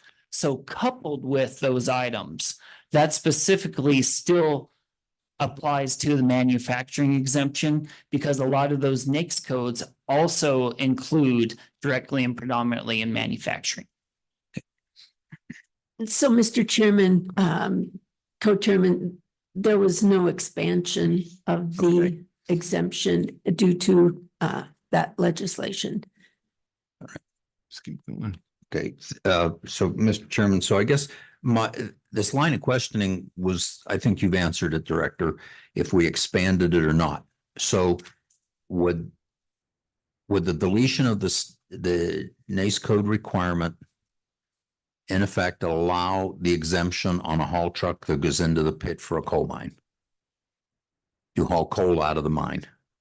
Mr. Chairman, Co-Chairman Burkhart, so the manufacturing is for that entity that they're taking a product in the back door, they're changing the way it looks and selling it out the front door. They're manufacturing something. And so I think the key to that would be looking back specifically at the functions of this truck. It's not the manufacturing of the coal itself. And so that's the processing of the coal, possibly, we would have to look at that. And the other thing that's challenging with these exemptions is, remember that it's the vendor, the person that is selling the product, that is collecting the tax. So we don't know who's paying those taxes, even though it's an exemption. So it's when if it's deemed manufacturing equipment, when that purchaser goes to the vendor to buy the haul truck, they would give an exemption certificate to the manufacturer of that and not pay those sales taxes. So when we get our sales tax remitted to us, it's that vendor, not the taxpayer, that actually reports to us. So it muddies the water a little bit as to our knowing exactly who's been granted those exemptions or not.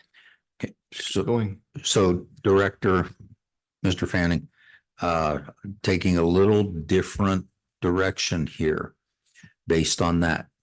Would a dehydrator on an oil well that separates the oil, water, and gas qualify under that exemption now?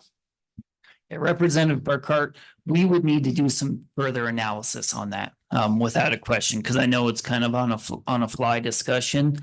Certainly want to take another look at that before I give you a concrete answer. Okay, thank you. So Director, Mr. Fanning, in other words, did the Revenue Department do you a disfavor by removing that NACE code requirement? Or did they make life more difficult? Mr. Chairman, Co-Chairman Burkhart, neither. I absolutely believe it depends on the interpretation of the definition of manufacturing equipment that's already in statute and how it's applied. From our perspective at the Department of Revenue, that those funds are remitted to us. It would not be until you get to the Department of Audit actually looking at the records and the purchases and the determination of that exemption as to whether it was appropriately provided or not. Thank you. I'm good done. All right, let's do this. Wrapped up with you. Anybody else have any questions for Department of Revenue? Thank you, sir.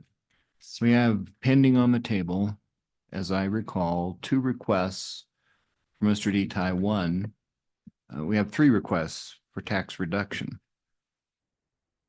Now that you've had the Department of Revenue explain it. Yeah, oh yeah, that's right. We better have some public comment. We're talking taxes. Anybody online with that? No. Anybody in the room? Let's come back to this.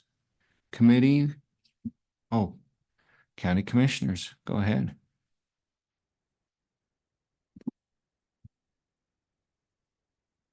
Mr. Chairman, member of the committee, I'm Jeremiah Riemann here on behalf of the County Commissioners Association. I don't know that I have specific testimony relative to the proposals, but I do have some data that is responsive to Representative Lawley's question, if you'd like to hear it. Go ahead. Mr. Chairman, for the last 2 years, I've been collecting data about those deferred tax collections so that obviously we have it for our purposes, but also to inform your LSO staff and as they go about their work. And so I just wanted to share some quick data points for you relative to that. In that first tranche of deferred taxes, which was the second half of 21 tax obligations, my data collection showed that roughly 85% of all companies that had deferred tax obligations paid those during that first billing. And that represented roughly 55% of the entire tax that was due during that period of time. What I found in my second collection of that data is that 50% of the companies paid the full 2022 tax obligations, and that represented just over 50% of all taxes that were due from that amount. All collectively told, roughly 51%, a little more than 51% of all of those back deferred taxes have been paid in their entirety, which is rather impressive and a true compliment to the companies. I do want to just note that transition to this new monthly mineral ad valorem system allowed for counties to grant authorizations to companies to stay on the old system. Only 2 counties pursued that process. Those were Sublette and Lincoln counties. I believe Sublette County authorized 12 companies, which roughly was about half of the total mineral ad valorem that was due year over year. They granted them exemptions. I want to say off the top of my head, I think Lincoln County granted 8 exemptions. We have seen that Sublette County has made a transition and is moving some of those companies off of those old system payments, so paying every year, towards the monthly. They were considering requiring, and I think they have instituted, that those companies have to post bonds if they want to stay on the old system in order to guarantee those taxes will be collected. So I think over time we will see all of the companies ultimately move to the new system. And just Representative Lawley, to your question about counties and how do they sustain themselves, given that it is a month-to-month payment system now, that was one of the things that we understood going into this. The state was very generous in offering loans for the transition. Some of the counties took those loans up. Some of the counties have already paid those loans back in their entirety. The other part is that this deferred taxes that I just spoke of is in addition to the taxes that they would have gotten year over year, 8% additional, ultimately a year and a half worth of additional taxes. So we were very clear with our members that you might consider putting that additional revenue into a pot to address those issues of fluctuations, because this is going to be more like sales and use tax rather than traditional property tax payments. So I hope that's helpful, but we have seen a tremendous response from the companies in paying those back taxes. Go ahead. Thank you, Mr. Chairman. Thank you for adding some useful information, Mr. Ryman. Do the counties have that authority? I think that was one of the questions that was brought to me, is to set back money or to set aside for that, or is there some requirement that they need to make those distributions? Go ahead. Mr. Chairman, Representative Lawley, I believe the counties still have to make the distributions. I'm speaking to the message that we gave our members relative to their portion of that tax. But we were very clear with the others, the special districts, the school districts, you should consider doing something similar. So no, the counties can't just hold that money. They do have to distribute it, but it would be wise for those other taxing entities to consider how they manage that money. Thank you.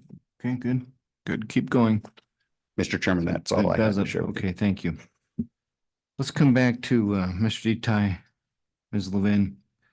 Would you recap, Mr. Detai, your 2 requests and Ms. Levin, your 1 request in a nutshell for the committee? Thank you, Mr. Chairman. So my first request would be a simple lowering of the coal severance tax rate by 0.5%. And great discussion on the second request, which was probably the big one.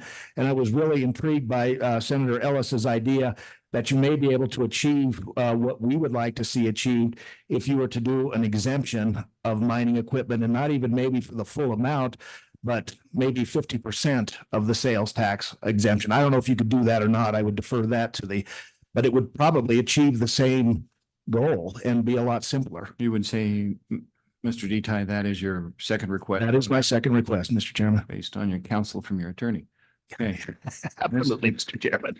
Ms. Levin. Thank you, Mr. Chairman. Again, a request from the Trona industry specifically to address the sunset date on the sales and use tax exemption for the manufacturing exemption. So that's on the sales tax side, 39-15-105 A And we 8. move it from what to what on the date? Mr. Chairman, one option is to remove it entirely. Another option is to extend it into the future. When it's been extended in the past, I believe the most common has been about a 10-year extension. Okay. All right. You've heard the three requests now, committee. Go ahead. Thank you. I was wondering if Revenue Committee was considering any of these. I know that the expiration date is typically on their agenda when it comes along, and I was curious to know whether Not that that I'm was aware of. on. Brian, do you know Is if it this they've point in time? delved into that at all? Not to our knowledge. Yeah, Mr. Chairman, not to my knowledge. Okay. All right. Go ahead. Thank you, Mr. Chairman. I'd like to move that we draft a bill to extend that exemption date for the suggestion brought up by Ms. Levin, and extend that to December 31st, 2020 or 2037. The sunset date, extend. You have a second? And then there's a second. Any further discussion? Mr. Chairman, Now the discussion. Go on ahead. that motion, I'll be a no, just because this conversation's been out there since 2004. It's been 20 years. And I think, we have these sunsets to periodically review whether or not they make sense. We've been doing this for 20 years. I think we've got the data we need, and I'll be a no on that just because I think we should remove it entirely. Further discussion? Go ahead. Keep on to call you Professor Senator. Thank you, Mr. Chairman. Either's fine. Mr. Chairman, I'm against the motion as well for doing that sunset. I do think that's something that the Revenue Committee should be looking at. Even though it does affect our industries, it is a broader revenue issue. And I think the only reason they're not looking at it is because it's a few years out. Typically, they do take a look at those sunset dates when they come along. And to me, that seems like it's the appropriate committee to be working that type of an issue. So I'm a no on that. Mr. Chairman? Okay. Go ahead. Mr. Chairman, a little concern though of what I just said, you heard the good professor down the table. You heard my concern. I'm worried that if this motion were to fail and then another motion to remove it entirely were to fail because maybe somebody believes it should be in the Revenue Committee, maybe a straw poll of where people are would be helpful before I'm open we to that. go down that path. Yeah, those in favor, raise your hand. The amendment? Yeah. Of Representative Larson's proposal. Yeah. 1, 2, 3, 4, 5. We're about there. As opposed, just for the record. Yeah, we're there. We're there. How many would support Senator Ellis? Well, we can do that too, but we know where we're at. That's kind of non-arguable at this point. So Senator Ellis, would you like a show of hands? Mr. Chairman, I mean, if there's no appetite to remove the sunset entirely, then I would support a 10-year extension of a Okay, 10-year. and So that's what where I'm we trying have to right now. figure Okay. that out. All right, straw poll shows it. I did this with my co-op the other day. They didn't like straw polls. Okay, let's go ahead. Any further discussion? All those in favor say aye. Aye. Those opposed, nay. All right, it's passed. Brian, questions? Do you want to do anything else with Mr.? We've taken care of Ms. Levin, Mr. Detai. Committee? Co-chair? Mr. Chairman, excuse me, I've listened to Senator Rothfuss and I think he makes a lot of sense and it might be a better idea to put this or go to revenue with the concept. I guess I have an issue with the manufacturing tax exemption in that we've carved out a group in the state. The original intent was to increase manufacturing and it's increased a little bit since then. But I hate giving an exemption to one industry over the other.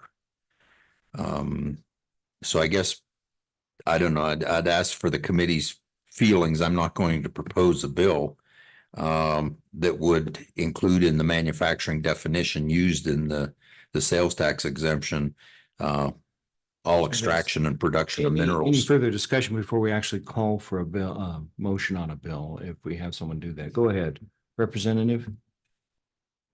Thank you, Mr. Chairman. I agree with the co-chairman that one of the interim topics for the Revenue Committee is to review all of our sales tax exemptions. This falls right into that purview. And, I agree that it needs to be looked at and we can extend it. I like that idea, but I don't think this is the committee that it should be doing that. I think it's the revenue committee's responsibility. Any discussion down on this end? Okay. All right. Then with that, then I don't really I sense that we probably won't be seeing a motion for bill. Is there a motion for piece of legislation? No, there is not. Mr. Detai. I know that's not what you're looking for, but there is another committee out there that can solve this. Would you like to comment? Mr. Chairman, I appreciate the opportunity. Sometimes you swing and sometimes you miss. Yeah, but your options are not, they're still open. I appreciate it, Mr. Chairman. Okay. Go ahead. Mr. Chairman, I want to reserve the right to look at it again if the Revenue Committee isn't having this discussion. Let's do this and I'd like to bring Brian? it up, have the right to bring it up Brian, again. would you put it as a reminder to us in the next committee meeting? So that we don't leave Mr. Detai without an option? Okay. Go ahead. Mr. Chairman, I would agree with that. And I think the severance tax reduction also is something for the Same revenue committee to scenario? look at, but if they don't, to refer Okay. back. All right. Brian, if you create the catch net with this committee. Thank you for your patience, Mr. Detai. Let's do this committee. We're up against the noon hour. Any other further discussion on any of this? We got a logistics problem, not only for those at this table, but those in this room. We don't have quick access unless we want to go over to the professor's office and see what's in his refrigerator for lunch. Let's see. Let's see what we can do here. What's Senator Rothfuss, counsel us on walking distance for food here. So Rendezvous is at the center of campus in Ross Hall. They have good lunch, easy walking distance. So across Prexy's pasture. That's probably where I'd encourage people to go. There's also Einstein's Bagels, which I think should still be open. That's in the NZ STEM building across the way. Those are the two most convenient places. Also, there's the Union, which is all the way across Prexy's, and there's plenty of food there. So those three places are handy walks. We can walk those, and if you take your car and go, then you've given up your parking place. That is accurate, and you'll never get one again. That's what I sensed when I pulled in this morning. Okay. All right, with that, yeah. What time Do you have anything else, Mr. Co-Chair? Let's break for lunch and take it back into 1:30. We've asked Brenda, Director Henson to bump down tax-free storage facilities into our severance tax processing facility. So we'll squeeze those together. And with that, you're on your own for lunch, and you've heard where the opportunities are for walking. And good luck if you choose to drive. Thank you. We'll be back at 1:30.